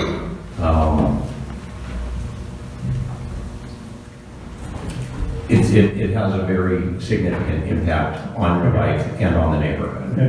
And so what is your direction? I'm suggesting that the commissioners be aware of this in the numbers. What is your specific direction? I think that 25 is fair. 25. I know that because there's 35 working better than 25 did a few years ago in the existing warming center, it may seem that it's arbitrary for me to say 25, but again, we aren't just talking about the existing warming center, we are talking about warming centers that may show up in somebody else's neighborhood at some point in the future, and I think it's important for people to understand the impact of that. And so I'm hearing the difference between 25 to 35 is significant. But it's 10, but it's the last 10. 0 to 15 would be a different conversation than the 15 to 30. So, yes. Commissioner, I wouldn't be opposed to a stair step. If somebody, I'm telling you that if somebody opened a 15-person shelter or center in your front yard, you would notice the difference in your life. Your neighbors would notice the difference. You would notice what was happening on the property and in the area around it. And that's just with 15. At 15. What we have learned from the current warming center is that there is a learning curve, and the current management handles 35 much better than previous management handled 25. So I wouldn't be opposed to someone who has shown that they can manage manage 25, coming to the planning commission and saying, can we increase to 35 because we have the square footage to allow it? I would not be opposed to that, but I'm telling you that if someone It sounds more like a temporary use. I'm sorry? That sounds more like relegated to temporary use rather than the codified stair-stepping stuff. I mean, we could just go back to the temporary use and re-up them every year based on whatever, based on the criteria. I mean, I know these code amendments were crafted to resolve all the issues that people were concerned about when they came in, when a warming center came in every year to renew, right? And so hopefully the warming center didn't come in to renew. They were operating without any sort of... Well, in the recent past, but they were intended to... We talked about what their intentions were. And so now we're just talking about capacity in R3. And it sounded like 25 was the number you would be comfortable with. Correct. Commissioner Womack, do you have a number you would be comfortable with? I'm comfortable with 25, as much as another number, but I do understand the sensitivity to this in a residential zone comparatively. And I can understand that I wouldn't want someone across the street from me moving 35 people and calling it, that big enough location. But really it comes down to square footage as well, correct? In commercial zones, where we're talking square footage. And we're still... The fire marshal currently allows 35, right? In the current location of the warming center. So it is... So based on that? Based on square footage. But if a larger church wanted to operate in R3, if we didn't have a limit, then they could potentially have more people if it was a larger church. If it's currently, the temporary use process goes through, obviously we could set limits on it, but the default would be the fire marshal's 35 square feet per person. So a larger center can have more people occupying it in a residential zone. This code would limit other residential zones, other locations in the city if a warming center wanted to open in those locations. Throughout the city. And then the R1, you said limit to 15, if I recall. I think R2 was 15. R2 is 15, R2 yeah. is 15. We're good with an R1. Right. You could operate one in R1, but it would have to be fewer than 10 people. Because then it wouldn't be regulated. Yes. Okay. Fewer than 10. So can we give staff some direction here? Well, I'm only one of 6. So let's try to come up with some direction as a majority opinion. So let's touch conditional use. Are you on board with pursuing conditional use? And capacity for R3, which seems to be the only one under discussion. Right, I'm really ambivalent about that. Ambivalent. And Mr. Fitzpatrick, did you want to pursue conditional use? And what is capacity of R3? Capacity of R3? Yeah, temporary use in residential and maximum of 25. Mr. Corcoran. Temporary use in residential, maximum of 35. All right. Commissioner Price? Temporary use in residential and maximum of 35. Commissioner Cronin. I'm fine with probably the 35, although probably we're not 135. And conditional use makes more sense to me, but probably. So we're talking all residential, so this would be R2 and R3. R2 and R3. R2 and R3 would be we were proposing temporary use for R2 and R3, and then any of the commercial, but do we have one in a commercial? I mean, we don't have. Well, it's not, it doesn't have to be a church, it doesn't have to be a place of worship. That's the most likely location. Most likely. There's 4 locations. There's 3 C3 and 1 R3 C4, or Right. R2 C4, or C3, rather.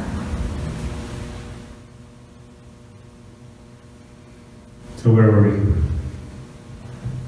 I would go along with the recommendation of temporary Temporary and residential. and residential, if that is. Okay, so, With 35. so then this code amendment would not apply to any residential zones? Because we don't have to say it would be temporary, or, Or it would just be status quo. It would specify a use classification. wouldn't it, if we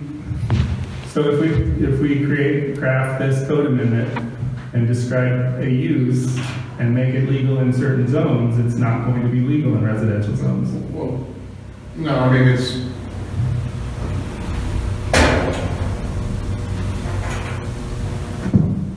Oh, we're almost dead, no batteries. That's me too.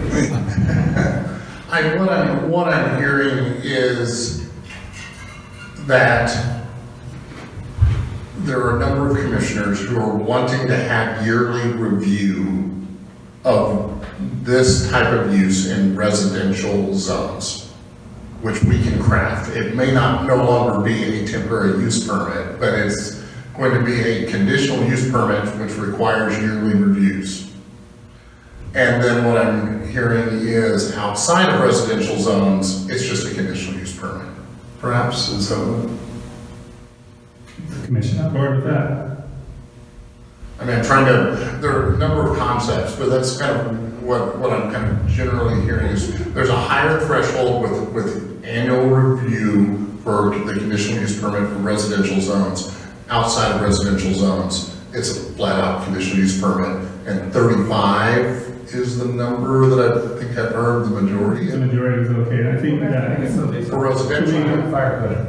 Can we review that one more time, since we will not have an annual review? Are you okay with 35? Yeah, is that also for all the other zones listed above? It's 35, it's just gonna be the cap for The other one, there wouldn't be a cap. The cap would be determined by the square footage. Okay. So yes, it sounds like 35 in R3. R3, okay, and then keep 25 for R2. 15 wasn't it 15? 15? Yeah. Okay, 15, my apologies. And then an R1 zone, None. not permitted? Yeah. Okay. Okay.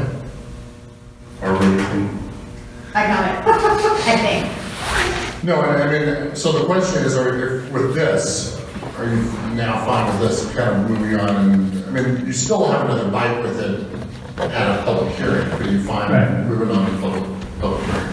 I'm fine moving on to the other. Okay. Okay, so it's now 10:20. You have a planning commission meeting a week from tonight, and we have more items, 2 more, which we can work on then. Okay, so we'll move the rest of the work session items are. Small cell wireless. We're not in any time frame constraints on the cell phone wireless, are we? No,